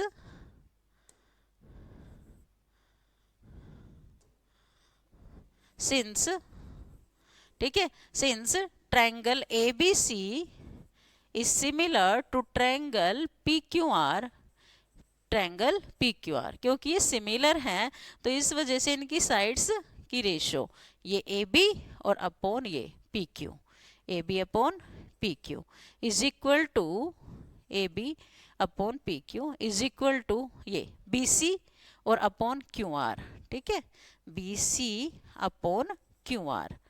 ठीक है, B C upon Q R and is equal to A C upon P R, ये आपस में इक्वल है। ठीक है, अब जिस जिसकी वैल्यू आपको पता है ना वो आप यहाँ पर पुट करिए। तो ए बी की वैल्यू क्या है 6 और अपॉन में पी क्यू कितना है नहीं पता, ये तो फाइंड ही करना है, तो कहाँ से पता होगा हमें। ठीक है, दूसरा है बी सी आपके पास कितना है 4, और क्यू आर आपको फाइंड करना है, ये भी फाइंड करना है आपको। ठीक है, और ए सी कितना है 8 है, और अपॉन में पी आर आपको गिवन है 6। तो ये जो गिवन है ना कंडीशन, इसी को कंडीशन को आपको यूज करके ये दोनों अननोन साइड फाइंड करनी है। जब दोनों साइड निकल जाएंगी तो उनका सम भी हम निकाल लेंगे। ठीक है, तो हम क्या करते हैं, चलिए इन दोनों को यूज करते हैं। 2 4 जा 8 एंड 2 3 जा 6। तो आपके पास कंक्लूजन निकल कर आया कि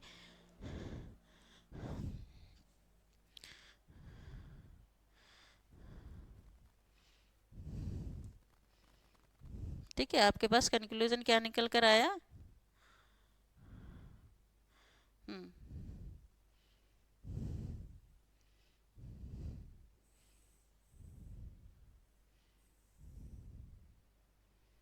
चलिए ऊपर कर देते हैं थोड़ा। ठीक है,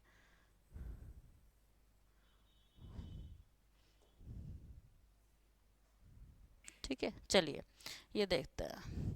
तो आपके पास आया यहाँ पर 6 upon P Q is equal to 4 upon Q R is equal to 4 upon 3, ये चीज आ रही है आपके पास निकल कर। तो आप पहले इन दोनों कंडीशंस को यूज करो तो पी क्यू निकल जाएगी। तो क्या करेंगे हम यहाँ पर 6 upon P Q is equal to 4 upon 3, cross multiply करूंगी तो 6 into 3 equal to 4 into P Q, 4 divide में आ जाएगा 6 into 3 upon 4 equal to P Q. 4 से कैंसिल करूंगी 2 2 जा 4, 2 3 जा 6 और 3 3 जा 9, तो 9 upon 2 equal to P Q आ जाता है। तो पी क्यू की वैल्यू आ जाती है मेरे पास 4.5। ठीक है, ये वैल्यू निकल कर आ गई पी क्यू की। सेम ऐसे ही मैं अब इन दोनों को यूज करूंगी, इन दोनों कंडीशंस को यूज करती हूँ इन दोनों को। ठीक है, तो मेरे पास आएगा क्वेश्चन में कि 4 upon Q R is equal to 4 upon 3, तो 4 से 4 कैंसिल हो जाएगा, तो क्यू आर कितना आ गया आपके पास 3, क्यू आर कितना है 3 है, ठीक है।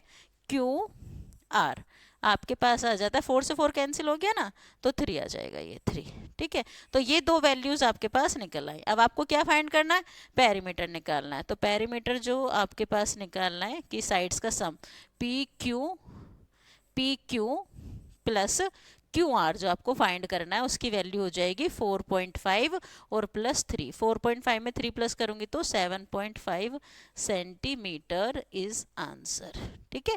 देख लीजिए एक बार क्वेश्चन को, this is the answer of the question, it is done. Now come to the next question. Yes ये फिगर इस क्वेश्चन की है, ठीक है। इस क्वेश्चन में ये सेकंड पार्ट है, इसका बी पार्ट जो और में है, आपको इस पार्ट में यूज करनी है ये फिगर। अब देखिए इसको कैसे करते हैं। एनसीईआरटी का क्वेश्चन है, सबका किया हुआ है, सबको आता होगा ये क्वेश्चन, कोई डाउट नहीं है इसमें, बहुत सिंपल इजी क्वेश्चन है। क्या करना है कि आपको ये गिवन है कि Q R upon Q S equal to Q T upon P R, ठीक है। और एक और चीज गिवन है कि एंगल 1 इक्वल टू 2 है। एंगल 1, ये देखिए ये वाला एंगल 1 इस एंगल 2 के इक्वल है, ठीक है। तो आपको प्रूव करना है, शो करना है कि ट्रायंगल पी क्यू एस का है ट्रायंगल, ये रहा पी क्यू एस, ये ट्रायंगल क्या है, सिमिलर है टी क्यू आर के। कि कौन से ट्रायंगल के सिमिलर है, टी क्यू आर के, ठीक है।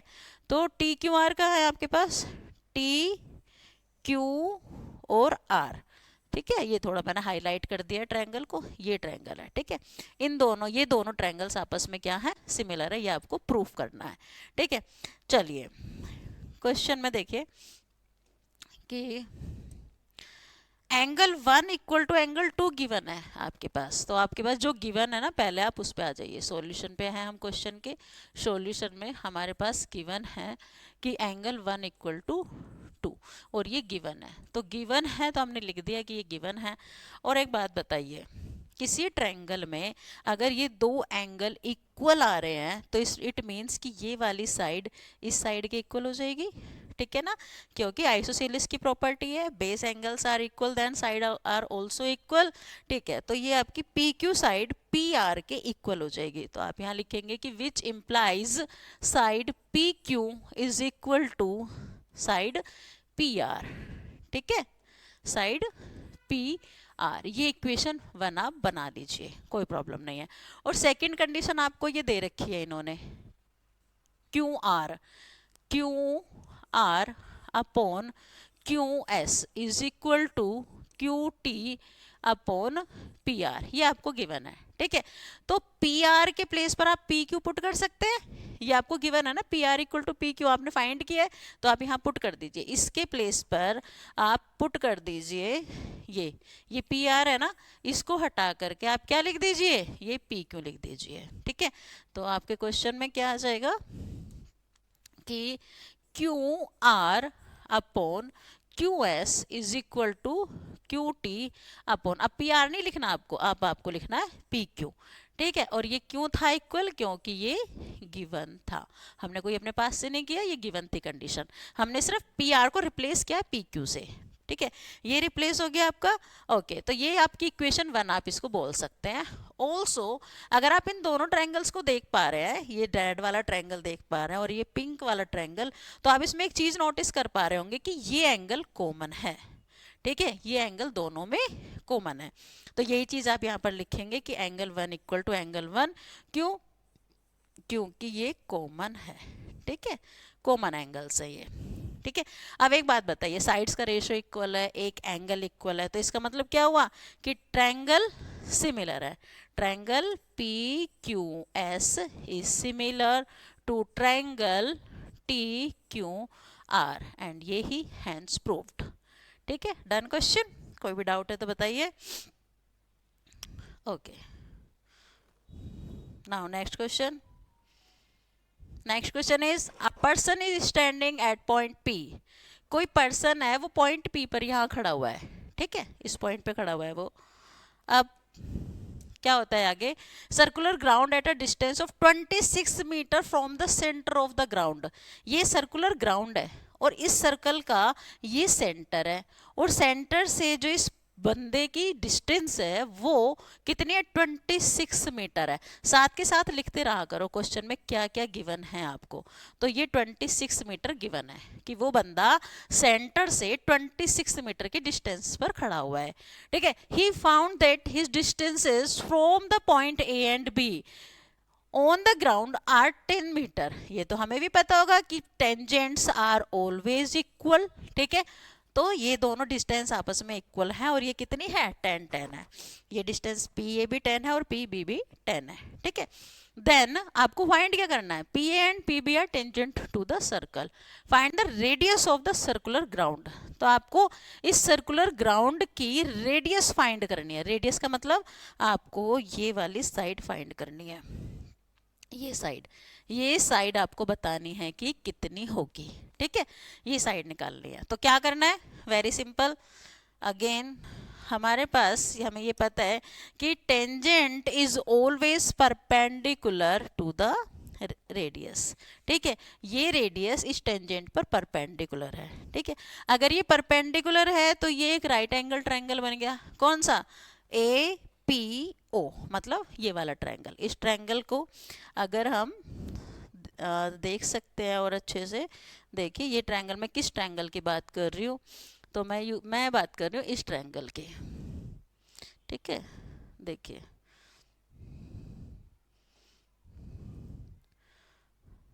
देखिए इस ट्रायंगल की बात कर रही हूँ मैं। ठीक है, ये वाला ट्रायंगल दिखाई दे रहा है आपको, इस ट्रायंगल की बात कर रही हूँ। ये ट्रायंगल हमारा राइट एंगल ट्रायंगल है। ठीक है, डन। तो हम इसमें पाइथागोरस लगा सकते हैं।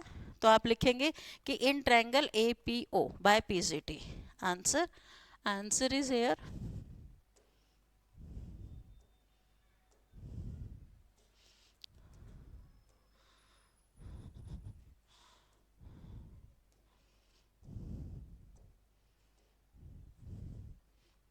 सर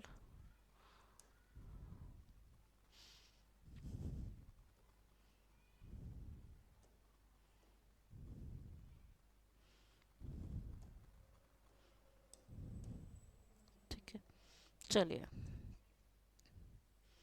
देखते हैं। देखिए, तो आंसर यहाँ पर, आंसर ओके। तो इन ट्रायंगल का नेम है P A O, P A O by P G T. P G T मतलब पाइथागोरस थ्योरम। ये थ्योरम आप अप्लाई करेंगे राइट एंगल ट्रायंगल। तो 90 डिग्री का एंगल आपका यहाँ पर है, तो ये साइड और ये साइड परपेंडिकुलर और बेस है। तो पी ए का square, square of P A plus square of A O is equal to square of P O, क्योंकि पी ओ क्या है इसमें, हाइपोटेनियस है। हाइपोटेनियस वन साइड होता है और बेस और परपेंडिकुलर साथ में होता है ऐड में। ठीक है, अब आप इनकी वैल्यू पुट कीजिए जिसकी पता है। पी ए की वैल्यू पता है 10 है, ए ओ की भी हमें नहीं पता, ये हमें फाइंड करनी है ए ओ, और पी ओ की वैल्यू हमें पता है 26 है। देखो अगर आपको 26 का स्क्वायर याद है तो वेल एंड गुड। ठीक है, और अगर याद नहीं है तो मैं आपको एक ट्रिक बता रही हूँ इजी, जिससे आप इसको सॉल्व कर सकते हैं इजी तरीके से। आपको स्क्वायर भी नहीं करना पड़ेगा और काम हो जाएगा। कैसे, कि आप इसमें एक फॉर्मूला लगा दीजिए ए स्क्वायर माइनस बी स्क्वायर का, मीन्स एक बार माइनस एक बार प्लस। तो एक बार आप 26 माइनस 10 कर देंगे और एक बार आप 26 प्लस 10 करेंगे। देखो जिनको पता है उनके लिए तो वेल एंड गुड, वो डायरेक्ट कर सकते हैं। लेकिन अगर आपको 26 की का स्क्वायर नहीं पता, आप निकालने में टाइम वेस्ट करेंगे, तो उससे अच्छा आप ऐसे कर सकते हैं, टाइम बचेगा आपका। 26 में से 10 माइनस करेंगे तो 16, और आपका इन दोनों को ऐड करोगे तो 36। और यहाँ पर आप देख रहे हो कि स्क्वायर ऑफ ए ओ है, तो ए ओ का स्क्वायर की वजह से स्क्वायर हट के इधर रूट आ जाएगा।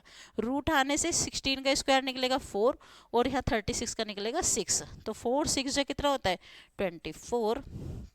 तो 24 आपकी इसकी क्या हो जाएगी, radius. 24 centimetre is answer. So this question is also done.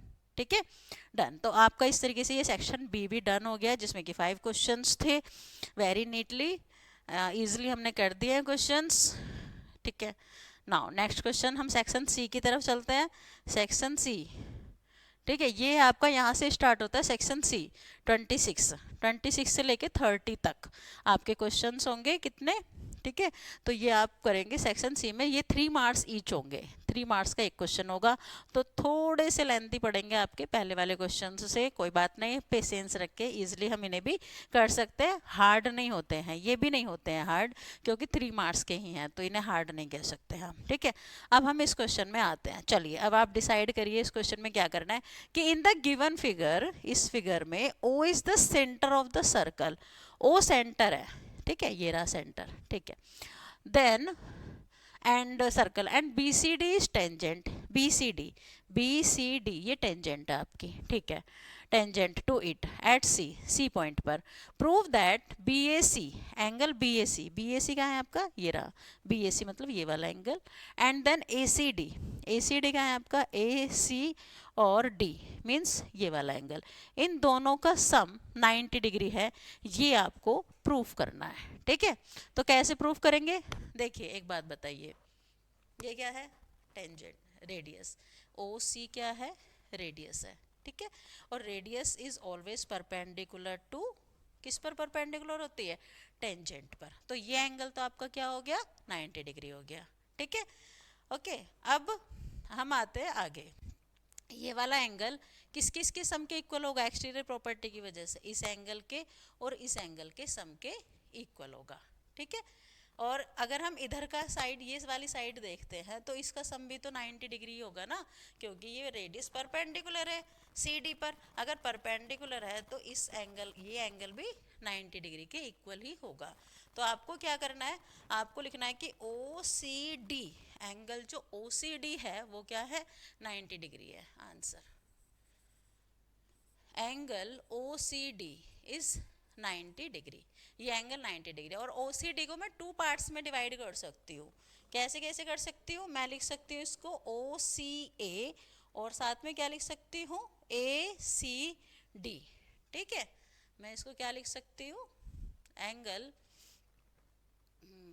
O C D को लिख सकती हूँ मैं एंगल ओ सी डी, तो ओ सी ए और plus angle A C D, इन दोनों का सम क्या हो जाएगा, 90 डिग्री हो जाएगा, ठीक है। और ओ सेंटर है, ये 90 डिग्री है, तो आपको ये प्रूफ करना है। तो अब हमारे क्वेश्चन में देखिए, ये तो ए सी डी है, ये रहा ए सी डी, और ये 90 डिग्री है, बस जो हमारी चेंज करना है वो हमें ये करना है कि बी ए सी, तो ओ सी ए जो एंगल है हमारा, ओ सी ए ये वाला एंगल, ये एंगल देख पा रहे हो आप, छोटा सा, ये देखो ये वाला एंगल, ठीक है, ये एंगल देखो आप। तो इस एंगल को अगर हम देख रहे हैं, तो ये एंगल और प्लस ये एंगल और प्लस ये पूरा एंगल, इन तीनों का सम कितना हो जाएगा, 180 डिग्री, जिसमें कि ये 90 डिग्री है, ठीक है। तो हम इस एंगल को किसके इक्वल कर देंगे, इस एंगल को बी ए सी एंगल के इक्वल कर देंगे, तो ये हो जाएगा हमारा बी ए सी एंगल, ठीक है। तो ये हो गया एंगल यहाँ पर, ठीक है। तो हमारे पास हो जाएगा ओ सी एंगल है ना, तो इसको हमें चेंज करना है, ओ सी एंगल को बी ए सी के इक्वल करना है, ओके। तो एंगल ये हो जाएगा आपके पास ओ सी ए, इसको हम रिप्लेस कर देंगे, angle O C A is equal to angle, O C A जो एंगल है ये वाला एंगल आपका, ये हो जाएगा आपका बी सी ए के इक्वल, है ना, ये बी ए सी के इक्वल क्यों हो जाएगा, क्योंकि ये दोनों क्या हैं, ये दोनों है रेडियस, ये दोनों अगर रेडियस है तो रेडियस से बने हुए एंगल्स इक्वल होते हैं, O C A equal to angle, angle O C A equal to O A C, O A C. अब इसका रीज़न क्या लिखोगे आप, रीज़न आपका ये रहा ब्रैकेट में, यहाँ पे यहाँ लिखोगे कि ओ ए इज इक्वल टू ओ सी है, ठीक है, और ये दोनों क्या हैं, ये हैं radius, which are radius, which are radius of the circle, radius of the circle, which are radius of the circle, ठीक है, क्योंकि ये सर्कल की रेडियस है, तो इसलिए सर्कल की रेडियस आपस में क्या होती है, इक्वल होती है। और आपको पता है ना कि जब ट्रायंगल में साइड्स इक्वल होती हैं तो उनके बेस एंगल्स भी इक्वल होते हैं, अगर ये वाली साइड इस साइड के इक्वल है तो ये एंगल्स भी तो आपस में इक्वल हो जाएंगे ना, base angles are also equal, ठीक है, एंगल इक्वल है, तो बस अब मेरे को क्या करना है, अपनी इस इक्वेशन में ना पुट करना है इसको, और मेरा क्वेश्चन हो गया। देखिए ये थी मेरी इक्वेशन नंबर 1, ठीक है, ये हमने फाइंड किया आपने आपसे। तो यहाँ ओ सी ए को रिप्लेस करना है ओ ए सी से। ओ ए सी ये है हमारे पास ओ, यहाँ पर लिख दो आप कि from equation equation 1, from equation 1 equation में अगर आप आते हैं तो ओ सी ए की जगह पर आप लिख देंगे ये एंगल ओ ए सी, और प्लस ए सी डी ऐसे ही रहने देंगे, और इक्वल टू 90 डिग्री। अब जो ओ ए सी है, देखिए ओ ए सी, इसको मैं बी ए सी भी तो कह सकती हूँ ना, तो मैंने इसके प्लेस पर यहाँ पुट कर दिया B A C, and plus angle A C D is equal to 90 degree, and this is proved, hence proved. ठीक है, डन आपका क्वेश्चन डन। कोई डाउट है तो बताइए। Everything is clear now. Next question, come to the next question now. Okay, 26th B, prove that opposite sides, figure prove that, okay इसमें figure नहीं है क्वेश्चन में, इस फिगर को मत देखिएगा, ये क्वेश्चन फिगर आपके लास्ट क्वेश्चन की ही है। अब इस क्वेश्चन के लिए फिगर हम खुद बना लेंगे, ठीक है, इस फिगर को आप भूल जाइए, ये लास्ट क्वेश्चन की है। तो यहाँ पर है कि prove that opposite sides of a quadrilateral circumscribing a circle subtend supplementary angles eight the centre of the circle. ठीक है, मतलब क्या कह रहा है क्वेश्चन, क्वेश्चन आपसे कह क्या रहा है, पहले तो आप यही समझ लीजिए कि क्वेश्चन कह क्या रहा है। क्वेश्चन ये कह रहा है कि आपके पास है एक सर्कल, ठीक है, एक है आपके पास सर्कल, और उस सर्कल में, ये रहा आपके पास सर्कल, इस सर्कल में अगर मैं क्या बना देती हूँ, एक बाहर की साइड में बना देती हूँ क्वाड्रिलेटरल, कोई भी क्वाड्रिलेटरल, टेढ़ा मेढ़ा कैसे भी कुछ भी बना सकते हैं आप, ऐसे ऐसे कोई क्वाड्रिलेटरल मैंने बना दिया, ठीक है, ये रहा कोई भी क्वाड्रिलेटरल है, ये कुछ वो नहीं है कि स्क्वायर है या कुछ है, नहीं नहीं ये ऐसा कुछ नहीं है ये, ठीक है, तो ठीक है, ओके ये है, ठीक। तो हमें इसमें करना क्या है, अब देखिए, तो आपको प्रूफ क्या करना है, आपको प्रूफ करना है कि ये जो ओपोजिट साइड होती है ना, ओपोजिट मतलब ये वाली साइड और ये वाली साइड, ओपोजिट साइड, वो सर्कल के सेंटर पर क्या बना रही है, सप्लीमेंट्री एंगल। सप्लीमेंट्री का मतलब क्या होता है कि उन दोनों का सम 180 डिग्री है। आप क्या प्रूफ करना है, कौन कौन बना रही है, ये है सेंटर ऑफ द सर्कल, और ये साइड हमने ले ली यहाँ पर, ठीक है, ये देखो ये साइड यहाँ सेंटर पर एंगल बना रही है, और ये इधर से ऐसे बना रही है। तो आपको प्रूफ करना है कि ये जो एंगल यहाँ पर बनता है ना, इसका और इसका सम, इन दोनों का सम 180 डिग्री है। इसका नेम दे देती हूँ मैं कुछ, ए बी सी और डी, ये है, ठीक है, ए बी सी डी। तो आपको प्रूफ क्या करना है, पहले आप वही लिख लीजिए कि टू प्रूव, आपको प्रूव करना है कि एंगल, ये ओ है पॉइंट आपका, angle A O B plus angle D O C इन दोनों का सम है 180 डिग्री। ये आपको प्रूफ करना है क्वेश्चन में, ठीक है। अब हम क्या करते हैं, देखिए हम थोड़ी सी कंस्ट्रक्शन करेंगे इस क्वेश्चन में। कंस्ट्रक्शन कैसे करेंगे कि आप इनके टेंजेंट पर ये ऐसे ड्रॉ कर लीजिए, क्या है ये रेडियस, जो टेंजेंट, ये टेंजेंट है ना ऐसे ए बी टेंजेंट है, तो हमने रेडियस है यहाँ पर परपेंडिकुलर ड्रॉ कर दी, ठीक है।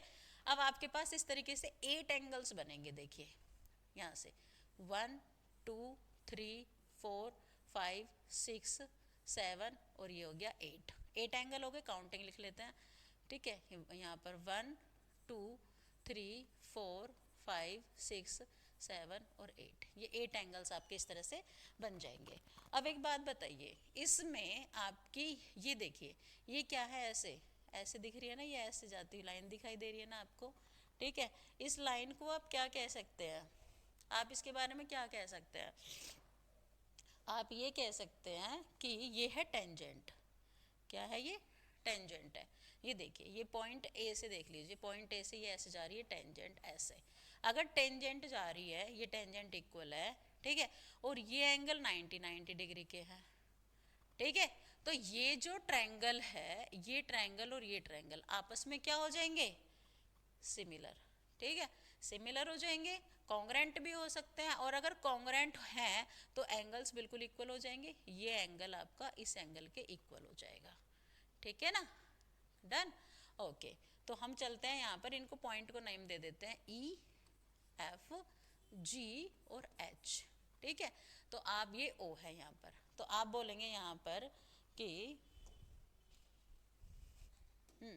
इसे आप बोलोगे कि सॉल्यूशन, प्रूफ पे आ जाते हैं हम, प्रूफ, ये भी एनसीईआरटी का ही क्वेश्चन है, बड़े आराम से हो जाएगा, आप लोगों से कर लोगे। तो आप बोलोगे यहाँ पे कि triangle, triangle A E O, A E O similar to triangle A H O, A H O, A H O, है ना, ठीक है। सिमिलर क्या, कॉन्ग्रेंट ही बोल सकते हो आप इनको, कॉन्ग्रेंट है ये, क्यों है कॉन्ग्रेंट, देखो कॉन्ग्रेंट बता देती हूँ, क्योंकि ओ ए तो ओ ए के इक्वल है, ठीक है, और ये रेडियस है ओ ई, ये ओ एच के इक्वल है, ओ ई ओ एच के इक्वल है, और ये जो लाइन है ना ए ई ट्रायंगल की, ये इसके इक्वल है, ए ई आपकी इक्वल है ए एच के, ठीक है।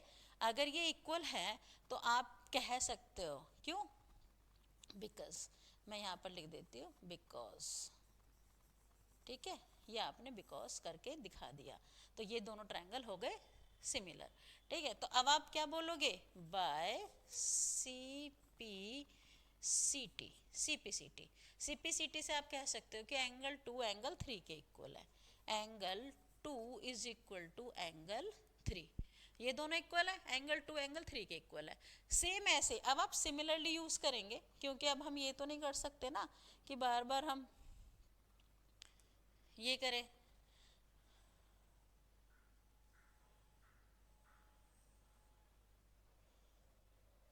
अब हम सिमिलरली यूज करेंगे, ठीक है।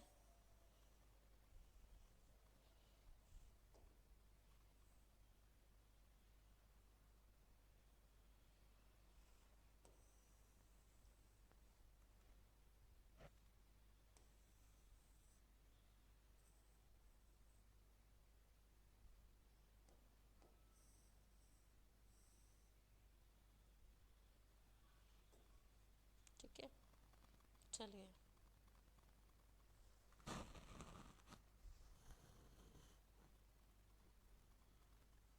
ठीक है, अब हम सिमिलरली यूज करते हैं, ये तो आपकी फिगर दिखाई दे रही होगी, ठीक है, मैं इधर की साइड सॉल्व कर रही हूँ ये क्वेश्चन, यहाँ पर देखिएगा, ठीक है। अब देखिए क्वेश्चन सीपीसीटी से ही हो गया, अब आपको यही सारी चीजें यूज करनी है, जैसे 2 इक्वल टू 3 हो गया, तो आप यहाँ पर लिखेंगे सिमिलरली, सिमिलरली, सिमिलरली आप क्या बोलेंगे कि सिमिलरली ये वाला angle 4 equal to angle 5, angle 4 is equal to angle 5, है ना, और जैसे 4 5 के इक्वल है, वैसे ही 6 7 के इक्वल है, angle 6 is equal to angle 7, और सेम ऐसे ही 8 1 के इक्वल है, तो angle 8 is equal to angle 1, ये सारी चीजें हो गई, ठीक है। अब इनको आप इक्वेशन बोल दीजिए, ये हो गई इक्वेशन 1, ठीक है, ये हो गई आपके पास इक्वेशन 2, ये हो गई इक्वेशन 3, ये हो गई इक्वेशन 4, इन सबको ऐड कर दो, एडिंग, एडिंग इक्वेशन 1 2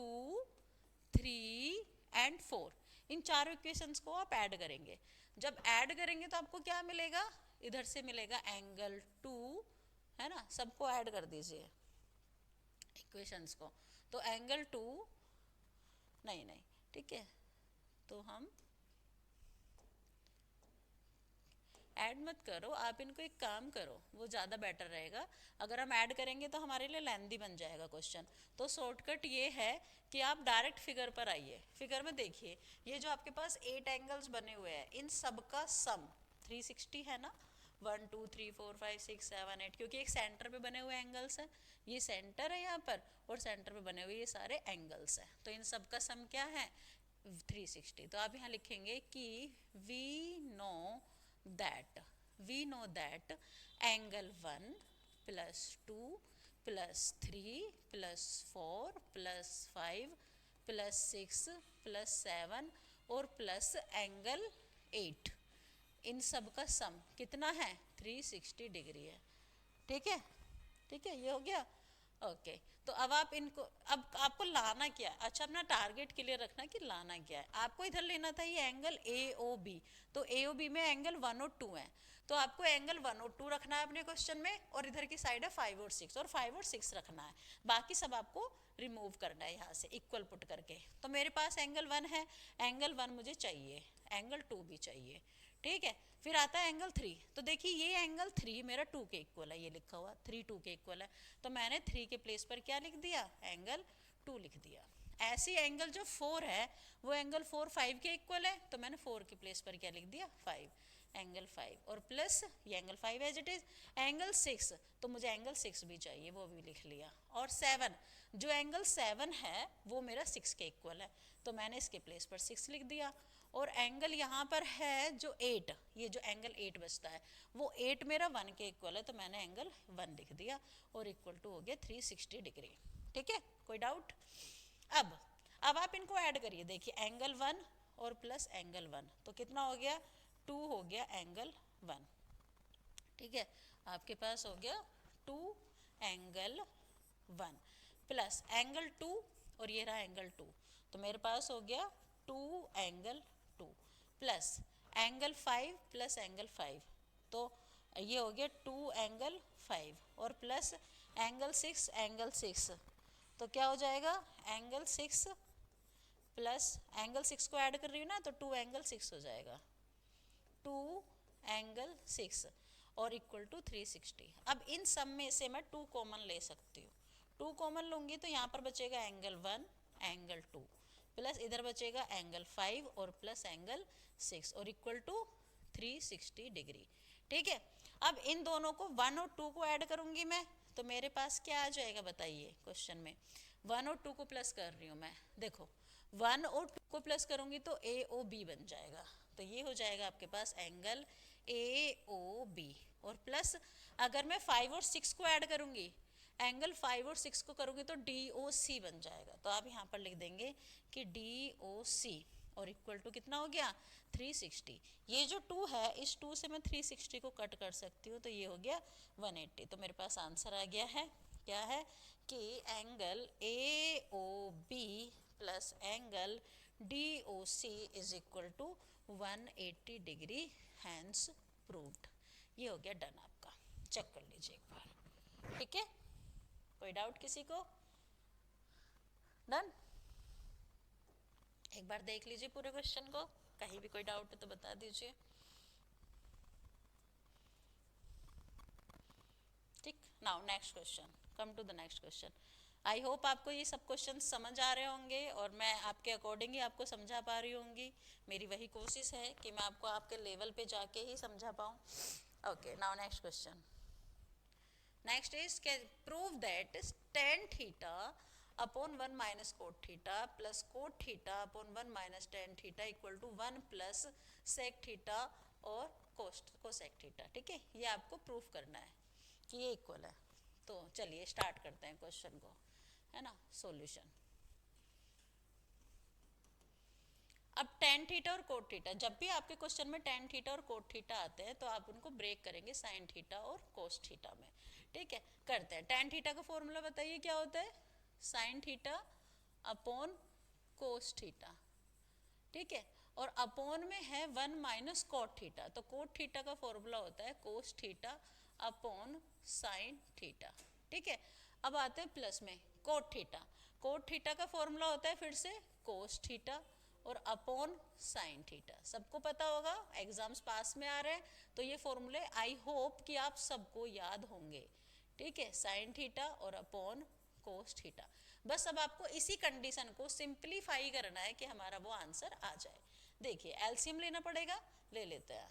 ये हो जाएगा sine theta upon cos theta, upon में ऐसे आप माइनस करेंगे एलसीएम लेने के लिए, तो sign theta minus cos theta और अपॉन में आ जाएगा साइन थीटा। ये आपने ऐसे क्रॉस मल्टीप्लाई करके एलसीएम ले लिया। देन प्लस अब आप यहाँ पर सॉल्व करेंगे तो ये हो जाएगा cos theta upon sine theta, और अपॉन में एलसीएम लेंगे तो ये हो जाएगा cos theta and minus sine theta, और अपॉन कोस थीटा ये हो जाएगा। ठीक है, अब आप इसको थोड़ा सिंप्लीफाई करेंगे, ऐसे जाते हैं ना, अगर 4 नंबर्स होते हैं हमारे डिवाइड में तो हम कैसे इनको रिमूव करते हैं, घुमाते कैसे नंबर्स को, ऐसे, ये सबसे नीचे वाला सबसे ऊपर चला जाएगा। साइन थीटा में जाएगा तो आपके पास हो जाएगा साइन स्क्वायर थीटा, और अपॉन कोस थीटा की मल्टीप्लाई आप करेंगे किस में, कोस थीटा की मल्टीप्लाई करेंगे sign theta minus cos theta में। ठीक है, और सेम ऐसे आप इस साइड में भी करेंगे, प्लस इसकी मल्टीप्लाई कोस की कोस में हो जाएगी तो आपके पास हो जाएगा कोस स्क्वायर थीटा, और अपॉन में हो जाएगा साइन थीटा, ब्रैकेट में हो जाएगा कोस थीटा और माइनस साइन थीटा, ये हो गया। ठीक है, कोई डाउट किसी को नहीं है ना, ये साइन है आपका, थोड़ा और ठीक से लिख देती हूँ मैं, नो प्रॉब्लम। देखो साइन थीटा, ये साइन थीटा है। ठीक है, अब आपको इसको सिंपलीफाई करना है, कैसे करना है, देखो यहाँ देखो डिनोमिनेटर में ये है sign theta minus cos theta, और ये है cos theta minus sine theta. अगर मैं यहाँ से माइनस कॉमन ले लूंगी तो ये ब्रैकेट सेम हो जाएगा, दोनों में सेम ब्रैकेट हो जाएगा, तो वही मुझे करना है अब यहाँ पर अपने क्वेश्चन में। ठीक है, तो क्या करना है मुझे कि ये cos theta minus sine theta common लेना है मुझे। ठीक है, cos theta minus sine theta common लेना है। ठीक है, और ये मेरा डिनोमिनेटर में रहेगा। ओके, तो मैं इसे कॉमन ले लूंगी, एक मिनट। ठीक है,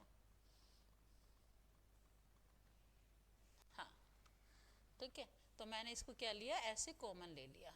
ठीक है, अब ऊपर क्या बचेगा आपके पास, ऊपर बचेगा आपके पास यहाँ पर बचेगा, देखो साइन स्क्वायर थीटा और minus sign square theta minus कोस स्क्वायर थीटा। कैसे बचेगा, क्योंकि जब आप यहाँ से माइनस कॉमन लेंगे, ऐसे आप यहाँ पर माइनस कॉमन लेंगे तो ये साइन चेंज हो जाएंगे, ये माइनस हो जाएगा और ये प्लस हो जाएगा। ठीक है ना, ये प्लस हो जाएगा तो आपके पास sine theta minus cos theta आ जाएगा, और ये माइनस यहाँ आ जाएगा, माइनस प्लस मल्टीप्लाई हो जाएगा तो माइनस कोस स्क्वायर थीटा हो जाएगा ये। और आपके पास क्वेश्चन में जो नीचे बचेगा डिनोमिनेटर में, यहाँ पर बचेगा आपके पास ये। ठीक है, ठीक है, तो ये आपके पास क्या बचेगा यहाँ पर, ये तो ऐसे है ना। ठीक है, और ये आपके पास बचेगा यहाँ पर ऐसे, साइन स्क्वायर थीटा के अपॉन में क्या बचेगा, कोस थीटा। ठीक है, ये बचेगा कोस थीटा, कोस थीटा, और यहाँ कोस स्क्वायर थीटा के अपॉन में क्या बचेगा, साइन थीटा। ठीक है, कोई डाउट है तो बता दीजिए, ये देख लीजिए, इतना हो गया। ठीक है, ये 1 अपॉन कोस थीटा और sign theta minus cos theta मैंने कॉमन ले लिया यहाँ पर। ठीक है, sign theta minus cos theta है ये। ठीक है, ये यहाँ पर साइन है पहले और फिर कोस है। ठीक है, यहाँ पर है ये पहले साइन, क्योंकि हमने बाद वाले में से कॉमन लिया है ना, दैट्स वाई ये कोस थीटा है। ठीक है, अब आप इसको सॉल्व करना है बस, कैसे, ऐसे क्रॉस मल्टीप्लाई करके एलसीएम लेना है तो कर दिए, चलिए हेल्प कराइए। तो ये हो गया आपके पास sine theta minus cos theta, और यहाँ पर हो जाएगा साइन को साइन में मल्टीप्लाई करेंगे तो ये हो जाएगा साइन क्यूब थीटा, और माइनस कोस को यहाँ पर मल्टीप्लाई करेंगे तो कोस क्यूब थीटा हो जाएगा, और अपॉन में हो जाएगा कोस थीटा इंटू साइन थीटा। ये हो गया क्वेश्चन। ठीक है, अब आपके पास एक आइडेंटिटी होती है A3 माइनस B3 की, वही आइडेंटिटी आपको अप्लाई करनी है। तो वो आइडेंटिटी होगी आपके पास A माइनस बी की, मैं फॉर्मूला लिख दूं क्या, A3 minus B3 is equal to होता है A माइनस बी, और ब्रैकेट में होता है A square plus B square and plus AB, ये होती है। ठीक है, तो ये आइडेंटिटी अगर मैं इसमें लगाती हूँ, ये आइडेंटिटी मैं अगर इसमें लगाती हूँ तो क्या होगा, ये मैंने आइडेंटिटी लगा दी यहाँ पर। ठीक है, ओके, तो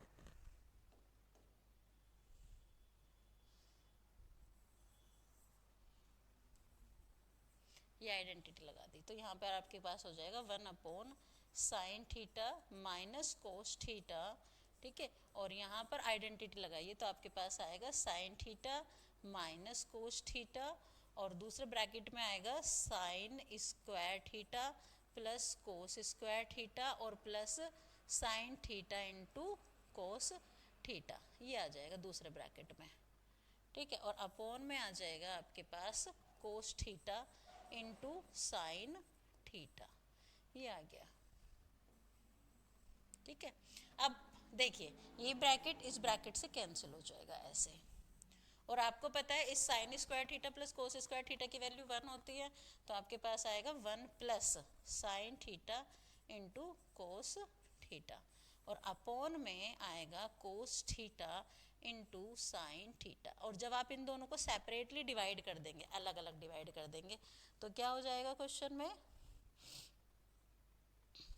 बताइए क्या हो जाएगा क्वेश्चन में, आप सेपरेट कर देंगे तो ये हो जाएगा 1 cos theta into sine theta and plus sine theta into cos theta और upon cos theta into sine theta.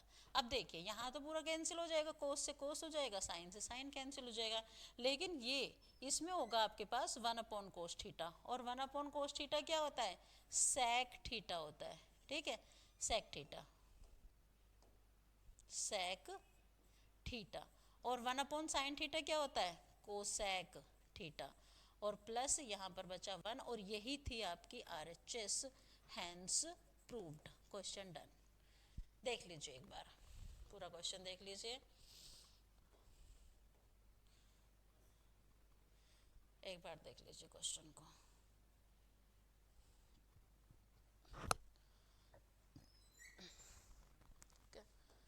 देख लीजिए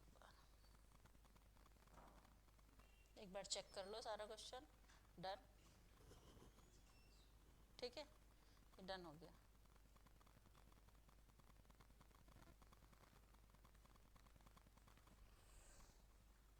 question done, now come to the next question.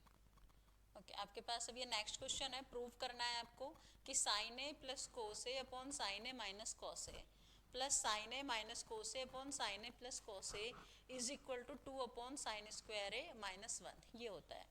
तो आपको कैसे करना है क्वेश्चन को, आपको इस LHS को लेना है, और LHS में हम क्रॉस मल्टीप्लाई से क्वेश्चन स्टार्ट करेंगे, क्रॉस मल्टीप्लाई करेंगे हम, ठीक है। चलिए स्टार्ट करते हैं क्वेश्चन को। तो हमारे पास है सबसे पहले आंसर, यहाँ पर आंसर, ठीक है। तो हम इसको सॉल्व करते हैं, तो ये जो आपके पास लिखा हुआ है ना साइन ए प्लस कोस ए, ये है, तो इसी में मैं इसकी ऐसे क्रॉस मल्टीप्लाई कर देती हूँ, ऐसे क्रॉस मल्टीप्लाई यहीं से स्टार्ट करते हैं, ठीक है, इधर से ही स्टार्ट करते हैं क्वेश्चन, उधर से नहीं करते हैं, ठीक है।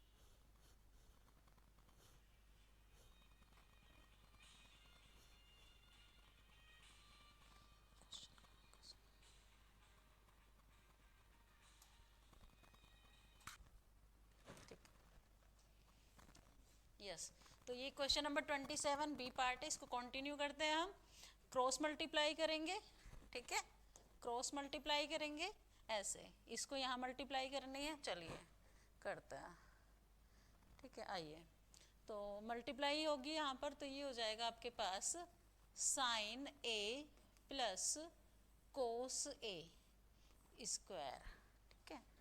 एक मिनट थोड़ा सा इधर लेकर आते हैं इस क्वेश्चन को,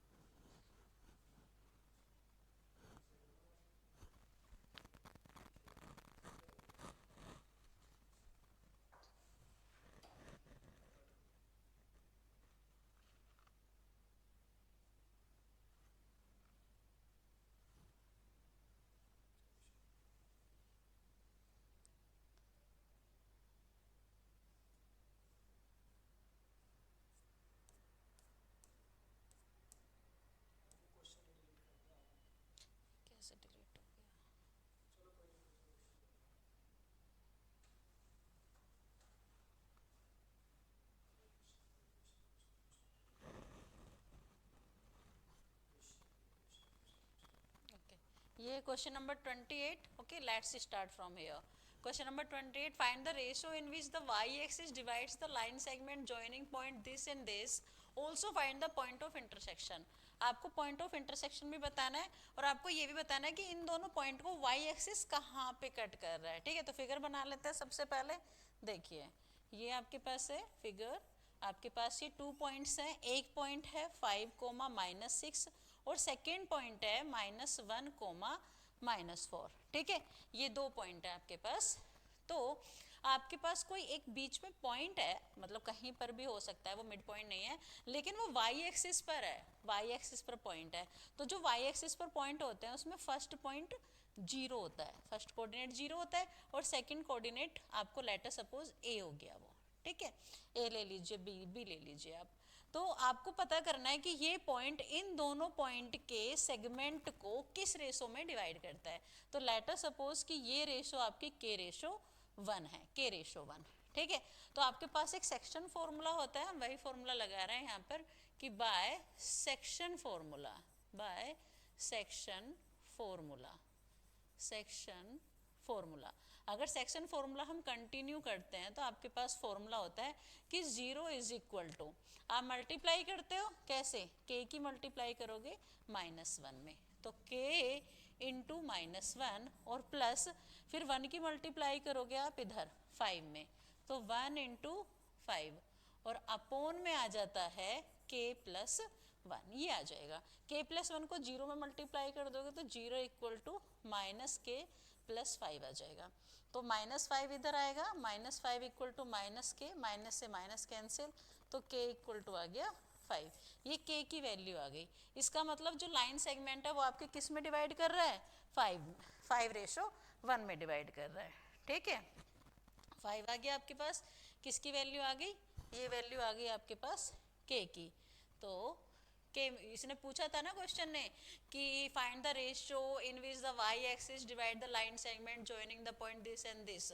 तो किस रेशियो में डिवाइड कर रहा है, तो रेशियो क्या होगी, तो the required ratio will be, the required ratio will be, कितनी होगी, रेशियो विल बी कितनी, 5/1, विल बी 5/1, ये हो जाएगी. ठीक है, रिक्वायर्ड रेशो विल बी 5/1, ये हो जाएगी. ठीक है, और अगर ये रेशो आपको पास मिल जाती है, ये 5 हो जाती है और ये 1 हो जाती है, तब आप क्या करेंगे इसमें.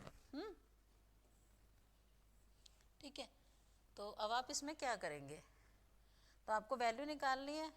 ठीक है, तो हम आते हैं इसमें विल बी 5/1, तो आपको इसकी अब y की वैल्यू निकालनी है. तो चलिए करते हैं हम. तो अगर ये 5 है तो हमारे पास y एक्सिस जो a है, a की वैल्यू हो जाएगी 5 इंटू -1, 5 इंटू -1 एंड, एक minute,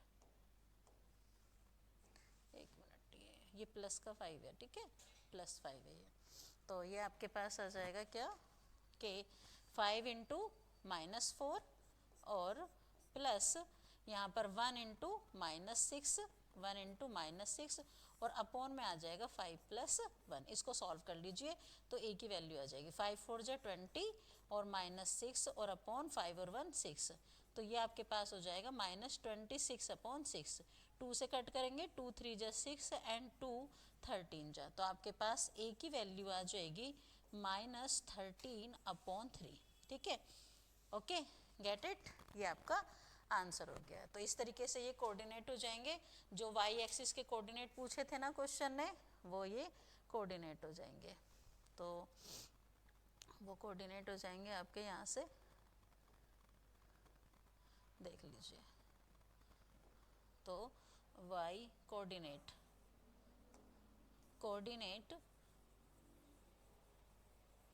of the point, of the point are क्या है, क्या होंगे, एक तो 0 है उसमें और दूसरा है -13/3. This is answer, done. इस तरह से क्वेश्चन नंबर 28 आपका डन हो गया. ठीक है, now next question, come to the next question. ये है आपका क्वेश्चन नंबर